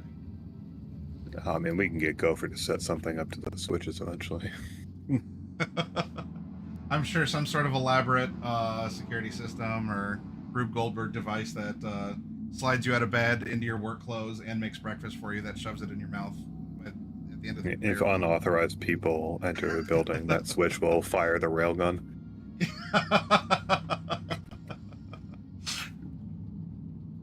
Well, I mean, we do already have a basic security system, thanks to Gopher. Mm-hmm. Yeah. And Freak. Yeah, Gopher and Freak. Yep, you got Cinder, who can fly around and lurk.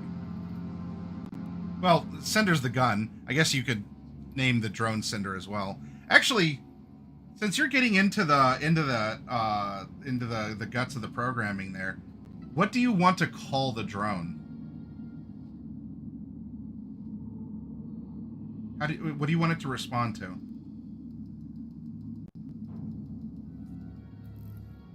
A name, a whistle, some sort of like a beep beep from your agent or something. Weasel.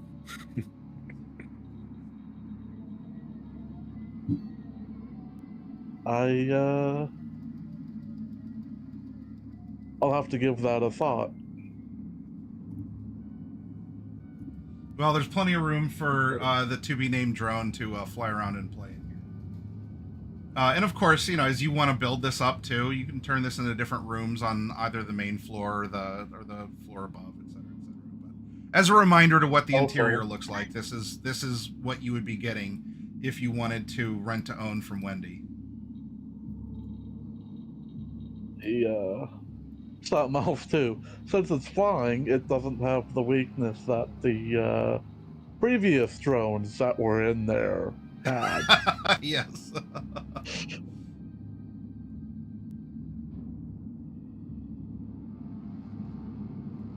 Fun times. Begs the question: Do we want to get that in our warehouse? Yeah, you don't have to. It's available. We already know all of its issues. Because it is either because we were gonna buy a warehouse in Sector 4 anyway. We could do that if we wanted to do that. Otherwise, yeah, we'd be looking at an upscale Conapt with 2 rent, and then we'd need a garage on top of it. Yeah, I'm generally assuming that this is basically a garage upgrade that doesn't come with the vehicle. So. Yeah. Yeah. Oh, garage upgrades do come with the vehicles, don't they? Normally, yes.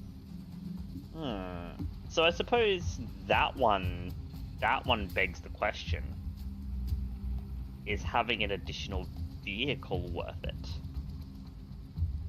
No, not really. The rest of us are on public transit. We get around because Outback gets us everywhere. Basically, anywhere you need to get into the city, you're either walking, taking public transit, or we're all together in the car. And if you ever need, for some reason, to leave the city, you have a Nomad, so... Well, I was thinking more like thinking about this, right? If you were to do that, that's a compact ground car, okay.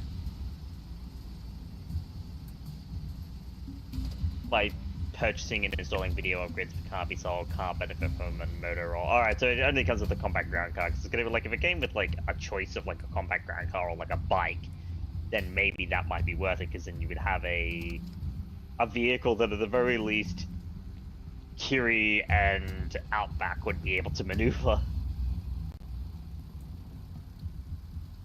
Yeah, because that's probably the one thing that we are missing is the if we do have to split up in two groups need vehicles. But there are other ways to cover that, so. Well, because I'm reading on the Upscale Con app, and it says it has 3 spaces. Like, it comes with 3 spaces of protected parking. Oh, that's true. So I And one suppose of which it would could be on the technically come with the garage upgrade, just not with the car. Yeah, on any place that doesn't have it, the garage update is implying that it comes with a physical garage and the car. On anything that I believe is higher than a studio apartment, which already comes with parking, it's just the car you're getting. Which is why if the car is destroyed, your garage upgrade is gone.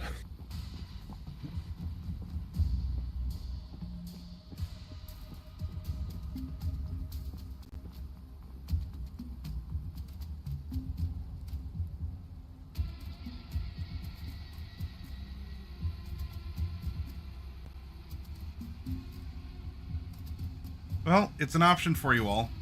You can go for one of the other options, or you can get a busted out warehouse. Lots of space, but it also needs a lot of love. Okay. That's something that I think you guys would have. I think we really should just go for the warehouse. With basically like any other place, it's a lot harder to justify where we're fitting all these upgrades space-wise, because like as far as narrative goes, yeah, like narratively, like how are we fitting a workshop and a garage and a training area and but we have an entire warehouse in this case, so it's just we just sectioned off that part. You all can play The Sims.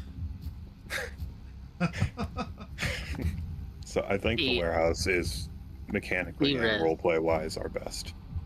D-Res at best can like construct the security system at best, as far as like the architecture and that. She is absolutely useless anywhere else.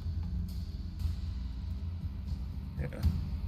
Yeah, and I suppose you would pay 2,500 a month, and we get to. Because yeah, basically, since we're doing our rent to own with someone we're rather friendly with, technically the amount of rent we want to pay each month is however much we want to deal. So, and however much information we want to cut her in on to further reduce how much we have left. Yeah. Yeah, I mean, I suppose that's a question, right? Because obviously we decide how much rent that we want to pay per month because we're doing a rent to own. With paying rent reductions, because that does actually reduce the, basically what it normally does is it reduces the, amount that you pay down one by one category each time you pick it up. I think. Rent reduction. Oh no, it's only the first time. Yeah.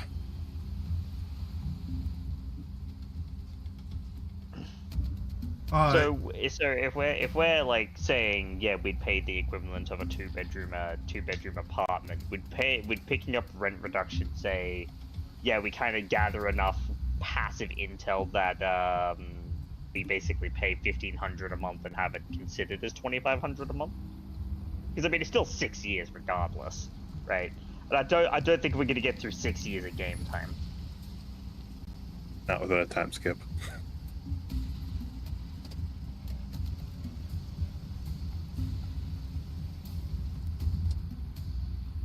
I guess in a sense, the rent reduction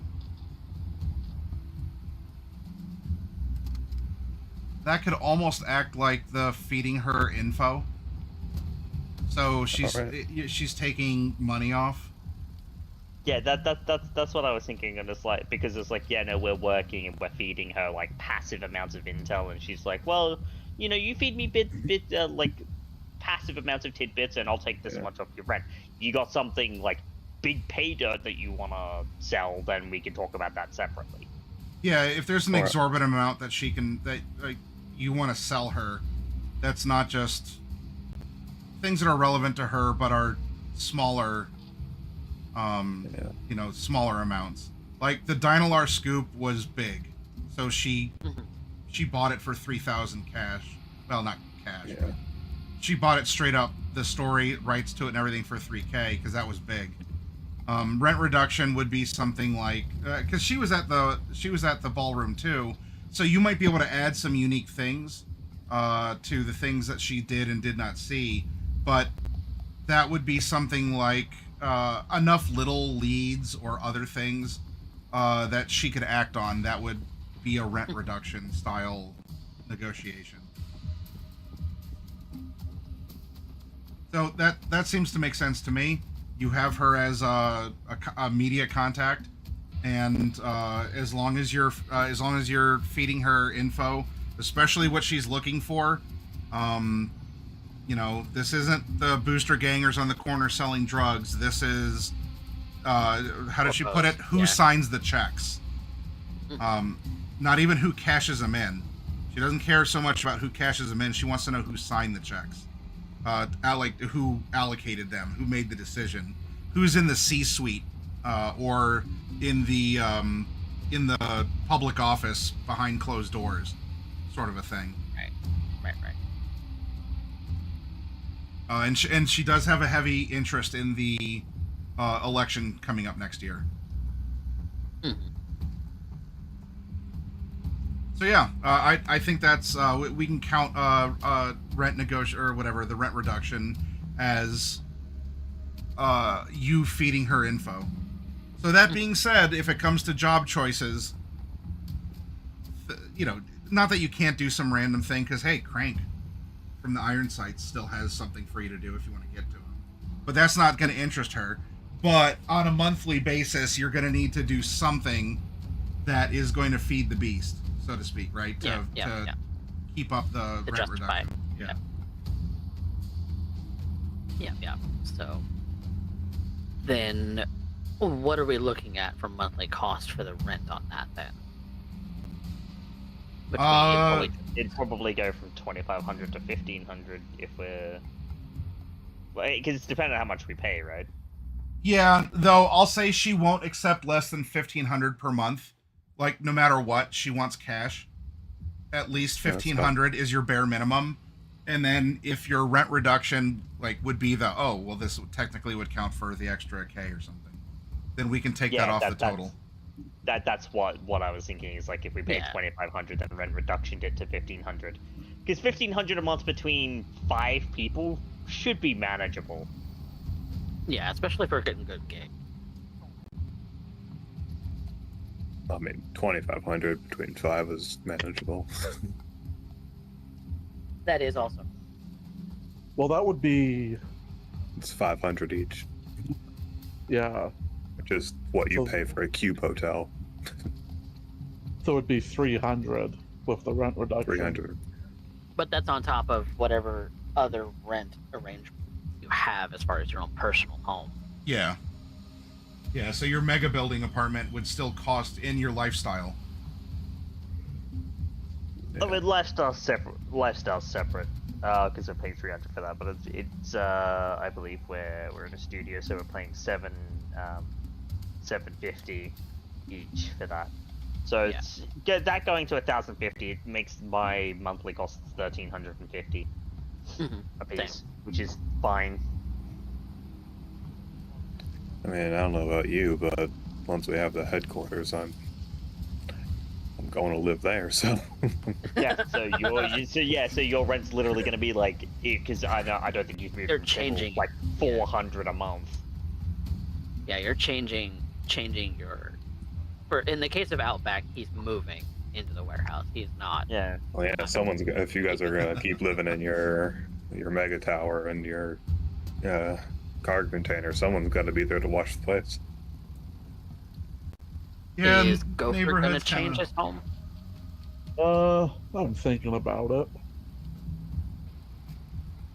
After all, a bunch of very twitchy zombies are probably still shuffling around in there. Exactly. Because that would be something that we would have to decide when it comes to the HQ and monthly cost as well. So that would be something that you need to decide upon. Kind of, maybe not tonight, but definitely within the next, in character week past what we do today, because rent is going to come up on the first of the month. Yep, that's going to be soon. And we still have Mikhail on the weekend. Yep. D-Rez is fine when it comes to her rent. Like, she's got plenty of money to cover her expenses. Now, out of character, for the sake of working in Fluffy Sheep and whoever he's bringing, I want to make sure that we give a focus on that. And so while there's only a couple days left, in fact, hang on, let me look something up. Is 2064 a leap year? Because you know what I was actually thinking about that. About that thought. I can imagine that once this person does kind of join the team. Oh yeah. I can imagine, like, if they join before Mikhail's job, I can just imagine Kiri actually actually giving Mikhail a call and being like, "Hey, so we've got a newbie and I've got their info for you." 26. There is going to be a February 29th, 2064. So, I was figuring it'd probably be a leap year because I think 2000 was a leap year. For the sake of the story and getting your fifth member on board, if Mikhail, ends up calling you all and saying, "Hey, I'm having some difficulties with the suits. You're going to have to make it next weekend," then we're going to have to just sort of like, okay, we'll do it next weekend, and then conveniently you meet a new friend. So. Yeah, we could do we could go do it. I can imagine Mikhail going, yes, I'm having problems with suits. Next weekend, delay 1 week. Start of March. And then we'll have our encounter with the new person and go on from there. Story-wise, for any of the overarching, the things that are going to happen, because they've been individual gigs, kind of doing base building. Healing, hustling. This has been setup time. This has been me learning the system and letting you all feel out your characters and the setting. And now that that's coming around, and hey, it's March, we're going to be coming into springtime soon. So now bigger things can happen. The world's waking up, and yeah, we go forward from there.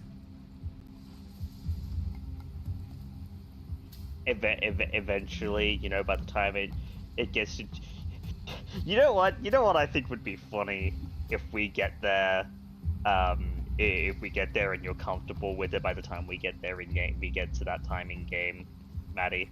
Mm-hmm. Kiri's like, "Gopher, I got you something for your birthday," and it's a full auto attachment for his shotgun that he can install. He's just like, "Here you go, rock and roller for your birthday." These are some things we can talk about. I just got to know when your birthdays are as well. So think about that. And if it's already passed, rolled it. If it's already passed, then we can sort of have a moment of, "Oh, do you remember my birthday last month when whatever?" So I randomly rolled for mine, and it's gonna be a while. Okay. Kiri's is also going to be a while, but I didn't randomly roll for it. I actually figured out her star sign and then chose a date within her star sign. Kiri is a Virgo.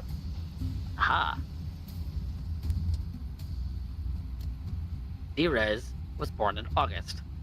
Okay. So she's either Potentially a Virgo too. She's also a Virgo. Potentially, it's like the tail end of August is Virgo. Yeah, so it would be August 19th is what I rolled. I mean, we already had the that's fade to my black deal. moment. Yeah, Neither of you are I Virgos believe. anymore. I'm sorry. Oh, to be fair, Kiri wasn't before she met me. D-Res wasn't either. Well, to tell you, it's still even longer for Outbacks because he's a Sagittarius over at December 8th. Oh yeah. Oh yeah, he's deep in the Gopher, what are you thinking for your birthday? It already passed. Coming up. I was thinking Leo, which would put me right next to Coffee Cat, I think. Yeah, in the same region as D and Kiri. Okay. In the August-September range. Alright. Look, That I'm not works. making D-Res a Cancer like me.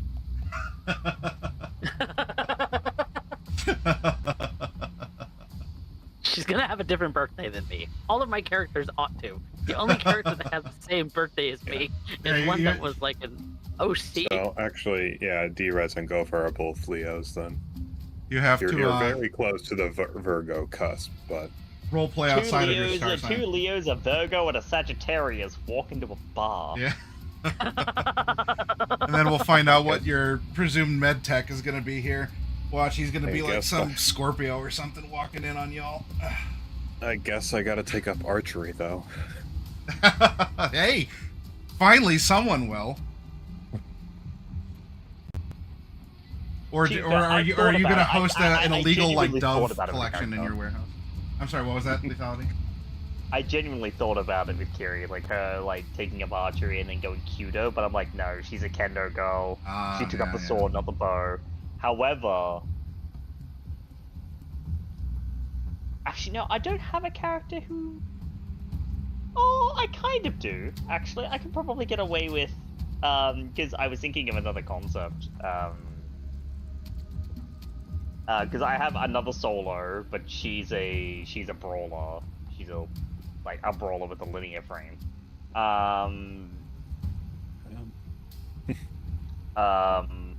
The rocker gal is guns. I mean, if Outback joins the Steel Vaqueros, gets a bike, and takes up archery, he'll be Sagittarius Modern. Yeah. With the Sagittarius is the Archer Centaur. The Nomad concept I had, who was a street racer, wouldn't fit archery either. Damn.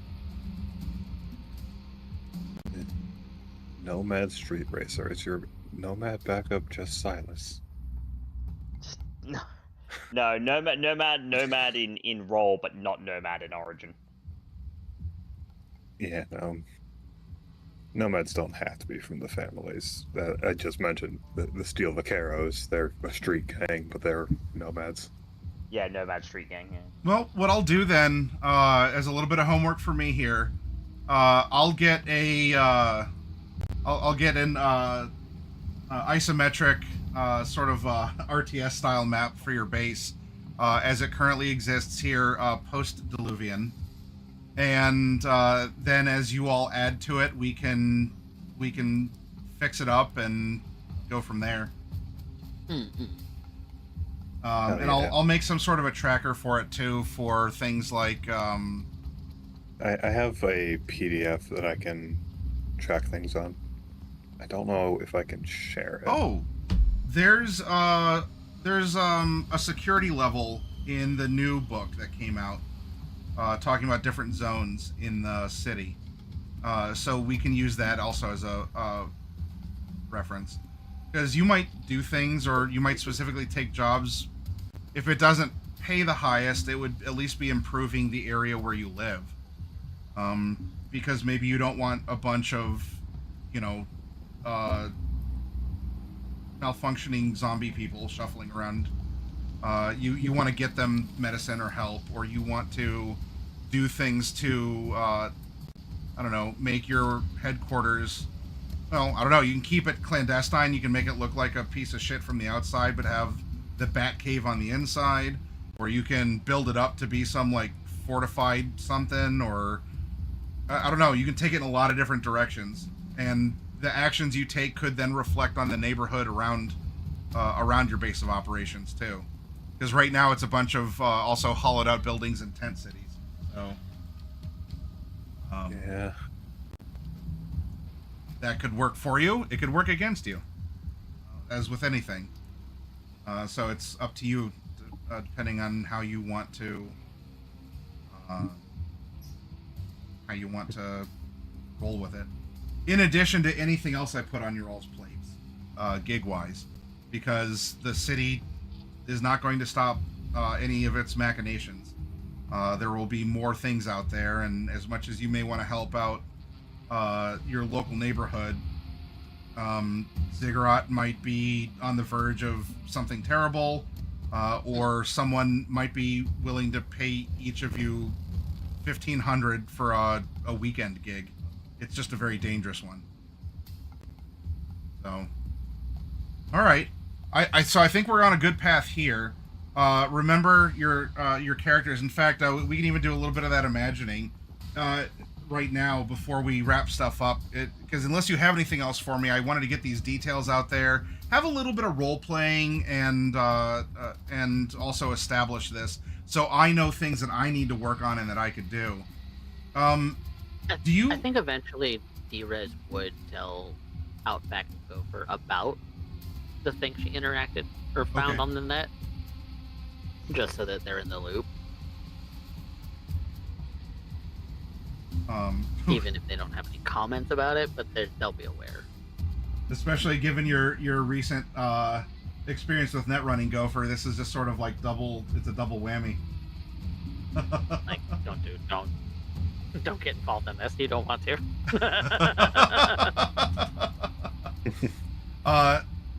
So even Chameleon, are obsessed with doing so. Are you envisioning Outback with a different sort of look? Either with skin and hair, because you went in and you actually got the makeover with the Aldecaldos. You sat under that like dot matrix hair printer and everything. But that, or through clothing, is there a different style that you're presenting, or do you want to take on the kind of Gopher look where you look more like a garage mechanic instead of the brown leather cowboy? Let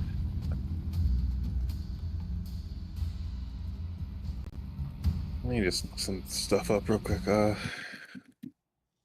if you do have like references that you're gonna go off of, send them to me. Yes. Yeah.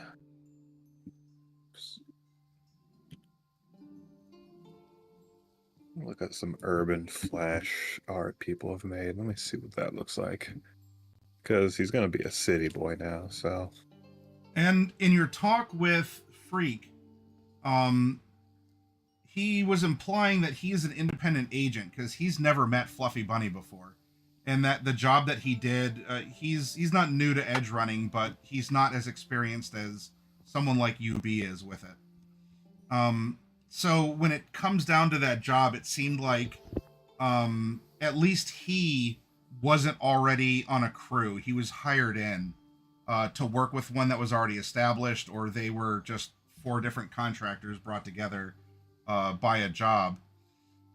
So think about that too when it comes to your crew. If you want to remain independent operators, or if you want to do what the entire cast of Lord of the Rings after the movie finished shooting, they all went out and got like ring tattoos or something to celebrate. So if you want like a lost and found symbol, so that way or if your security drone like sees the symbol on you, then you're automatically friendly, or something along those lines. Yeah, I think honestly, Outback is definitely, since he's moving into the city, and although it's not fully formed in his thought, he's eventually going to be going into solo a bit. So he's putting aside the leathers and is gonna get like I don't know what the actual name of it, like I think everyone here's played 2077, the kind of jacket that like is all over the promo material. It's the kind of jacket Jackie Wells has. Yeah, Light armor jacket. Yeah, the light armor jacket. He's going with the more like city clothes, so he doesn't stand out so much. Okay. D-Riz wears one, except it doesn't have sleeves on. Or Yeah, he's definitely going with the sleeves, but okay. So there's that, and if it comes to jewelry and stuff too, or if you want to, you know, if you've kicked your smoking habit, or you've moved up to 2 at a time, then that's important to. No, still smoking, but he's also going to be doing the annoying hipster thing. He's going to have his hair tied back. Ooh, okay. All right. Like tied back, top knot, or you going for the side Wolf tail. ponytail? Bring that back. Wolf tail. Wolf tail. Okay. Yeah, big. All right. Like how I tie my hair back usually. But no, now I'm just imagining, right? Like Outback taking levels in solo. It's like I bet he's gets securities. You're like, look, I need you to train me. It's Exactly. like, well, you know, Yes. Muay Thai fighters used to train by kicking hard things until they micro-fractured their bones to make their legs and arms and legs stronger. Unless you want to get them replaced with chrome, we're gonna have to do that with you too. You've got one. Yep. So he'll be doing that. Kiri just draws a wooden training katana. I'm gonna enjoy this. And she's just, I imagine Hopper's just like gets like cracked in the shin with a wooden training katana, like He's gonna be a really bad solo at first because we can only do one level of things at a time, but he'll get better. You reminded me of a conversation I had with one of my friends. It was who would win in a fight scenario, and to kind of translate it into cyberpunk terms, it's like who would win in a fight, an Arasaka like Corpo Ninja, or Jackie Chan. And as the conversation went, you know, like of course the Cyber Ninja would win, and then we were thrown in conditions like, okay, hold on, Jackie Chan is holding the last baby on Earth, and he said, "I don't want no trouble." And then we all sat and we were like, "Ooh, that's actually that's close." The Cyber Ninja might still win out. And then so basically, you were playing a Mind's Eye Theater version of Super Fight. It's kind of, yeah. This is and then it was all right. The setting is a warehouse that exclusively made tables, ladders, and chairs. And like, okay, well, Jackie Chan's just gonna win this one. So, and rope, and it makes rope too.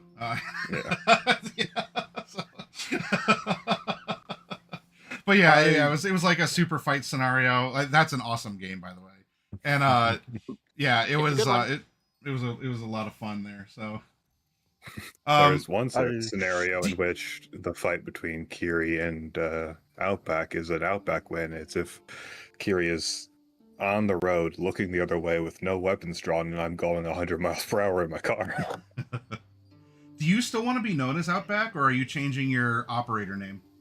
No, he's still going as Outback. Maybe because lore-wise, when you multi-role, you become known as your new role. So maybe when he becomes a solo, he'll change his name. But okay, hey, and we'll have a cool moment of that then. But for now, this is you're in that middle evolution of a Pokemon. Yeah. It's a new design, but it's like it's still kind of mostly the same. You're not your cool final form yet. Yeah. He's got to become a city boy first before he can become a solo. Yeah, there we go. I like it. Throughout this conversation, Evil, have you had any thoughts for Gopher? Do you still like your kind of like blue collar garage uniform? You want to go for something with a bunch of pockets and belts, or do you want to? Did you like your stint kind of as like a leaner, meaner, like in corporate attire, or something along those lines? Go for a James Bond style technician. What are you thinking? And do you still want to be called Gopher? I am gonna stick with Gopher. Okay. As far as attire, I think I'm gonna stick with that as well. And then, as far as other stuff goes, Honestly, I think it's just wait and see. Okay. Does he have any noticeable cyberware that we need to make sure that I include? Oh yeah. No. I've not added any cyberware.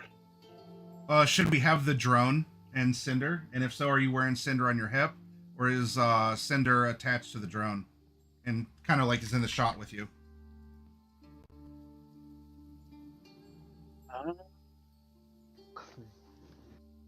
I will let you know right now, Maddie. I'm not going to include Cinder. Okay. Because for token and maybe like a final portrait purposes, I am just going to... Yeah, makes sense. Yeah. Okay. The image you had for Outback to begin with was waist up mostly, which is why I'm not too fussed about figuring out what kind of pants and shoes he's wearing.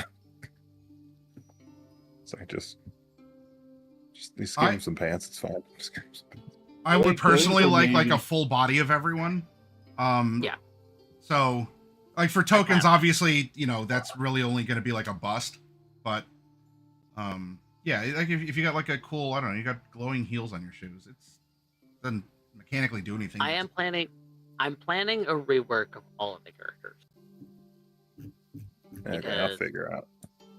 I'm gonna obviously do the change updates for Outback for his look. Mm-hmm. For Gopher, do something that's maybe a little bit more dynamic, but also, you know, I am going to include the Lost and Found logo on their jackets. Okay. On all of the characters. For Kiri, I want to update her hair because we're very happy with it. Are there any other changes that you want to have made to Kiri? You have the white hair now. Well, the half. Oh yeah, because she did get. And she's sticking with that. Yeah, you have tech hair. Yeah, yeah, because she did get the tech hair installed. Yeah, but this would just be like, well, how would we normally see you? You know, what is average Kiri? Because the tech hair is part of her look now. Like that's cyberware. That's part of her look. So yeah, she's probably got like the white streaks in one side, but it is still black. Should we all get tech hair? Should we make that our other calling card? White streaked hair. But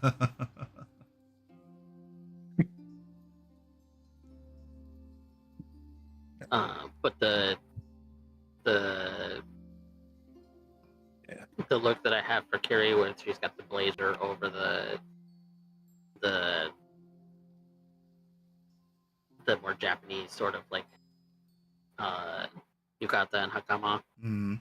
Yeah. That's okay. Okay. Yeah. In heels, by the way. Yeah. Oh. If we're gonna go for a full body, then I'll keep finding good reference and just dumping that into the DMs for you. Yeah. Spam me all of your info. Yep. Yeah. Because if you have infos, that makes it so much easier for me to combine them all. Yeah, I will just keep doing that. It'll be a full Pinterest board in there. See, that's the beautiful part about human artists is you can actually get a result that you want, and you don't have to settle for like 70 to 80% of what you hope for. So you all like give all the details to Coffee Cat, please, because you can actually get something that you want for your character. Look, if I could hair is not brown; it's brown black. Ah. Yeah. Because every one of the animations that you've done have gotten her hair color slightly wrong. Yeah. It's got pink and the blue in there. Yeah. But her base color is brown black. It's like my own hair. Yeah, that. Yeah, well. D-Rez, and maybe this is a good trait to have in the cyberpunk world. D-Rez baffles descriptions to AI to try and reproduce her. So like she is like trying to describe things. Like I have to keep it very like simple and stripped out. Yeah. Like it has to be like brown hair with blue and pink neon highlights, and then like that's. I can't even get your other tuft Like it's just side shave brown hair, blue pink highlights, and then you kind of hope that it does it. Like it'll never do the rose tinted round. Like you can do round glasses. I can't get the rose tint, at least not consistently, or with like other qualities of you that are more important to be better. So yeah, it's. But Coffee Cat is a human who draws human things, and so all the details. For money.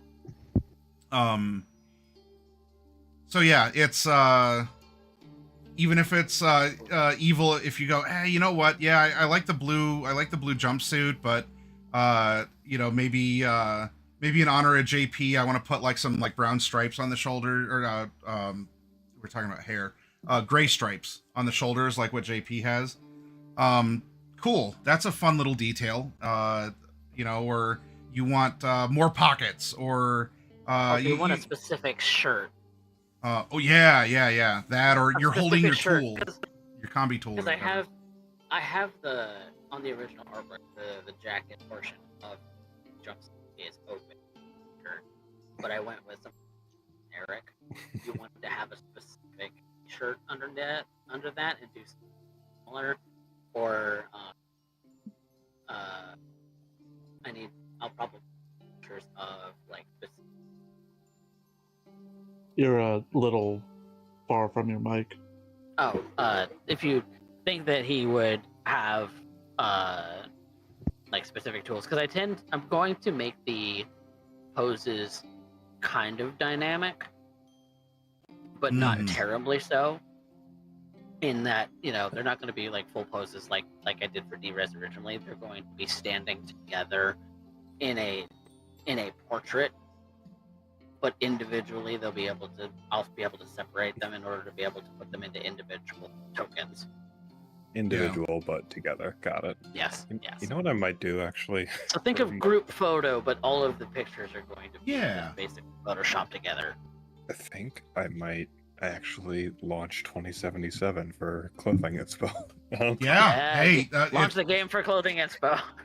Yeah, it has a character builder. I mean, a lot of people. How many people out there, and any of you in the audience or my players can admit, how many of you use Baldur's Gate 3 as a character generator for art or looks? Or I will admit to the fact that with my Cyberpunk Red game, initially some of the NPCs were randomly generated using Cyberpunk 2077. I have never used Baldur's Gate, but that's mostly because I don't think any of the models in that, other than human and elf, look good. I suppose you all could always just go to Hero Forge, but that might look a little weird in 2D art form. Yeah, it does render a little strange. The 2D images of the 3D renders do look a little strange. I can't say I've done any taken any character creator pictures as far as like most characters are concerned. The distinct exception there is G posing in 14. Yeah, well, if you want to send any of those reference pictures over to me, you know where my DMs are. So just. Well, yes, I do have quite a number of pictures of both a regular and exceptionally not safe for work persuasion. 14 has a lot of glamour, a lot of options for fashion as well, so that's a very good. And that's just vanilla. Model and pose. Oh yeah, even before you get into the modding scene too. It's nuts. So yeah, you all have a lot of options. Please don't drag your feet on this. So Coffee can get to work, because I mean he has limited time, and then I'll be working on the new intro. You all heard the music. That was the music in the second half of the second movie that we watched. And so I'm going to be building it, and it is going to be focused. The first one was establishing the setting and you as individual characters to get the idea of Cyberpunk across, and that you are participants in it. But similar to what Coffee was saying about having a group picture that can be pulled apart into individual scenes or something. This intro, I I'm going to try designing to be a group. Like, we are, the intro will be the Lost and Found crew, not just, hey, we're Cyberpunk edge runners playing a game. You all have now formed as a team, and I'm going to try, like, the intro, if I can do it, is going to be kind of like a gig that you're performing, and each of you doing your thing as...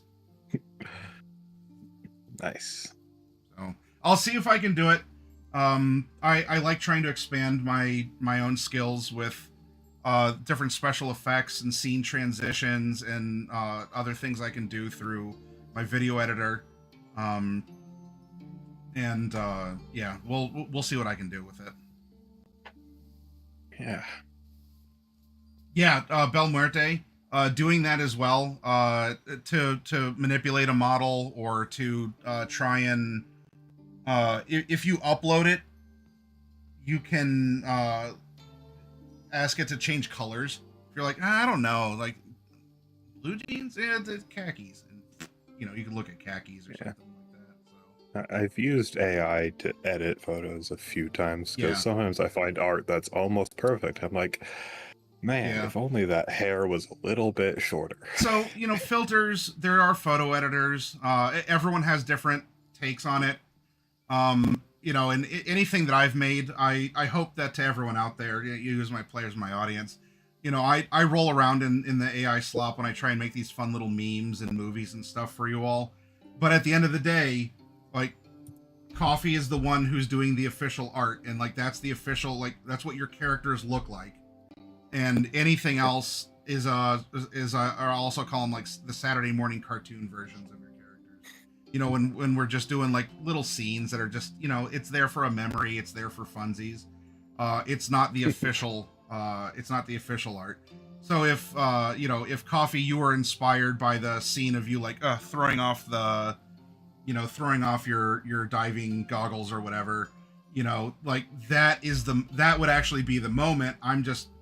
The version I showed you is, well, here's an idea for everyone to consider, but, consider it in your imaginations, because your brains and your thoughts here at our table are way more important.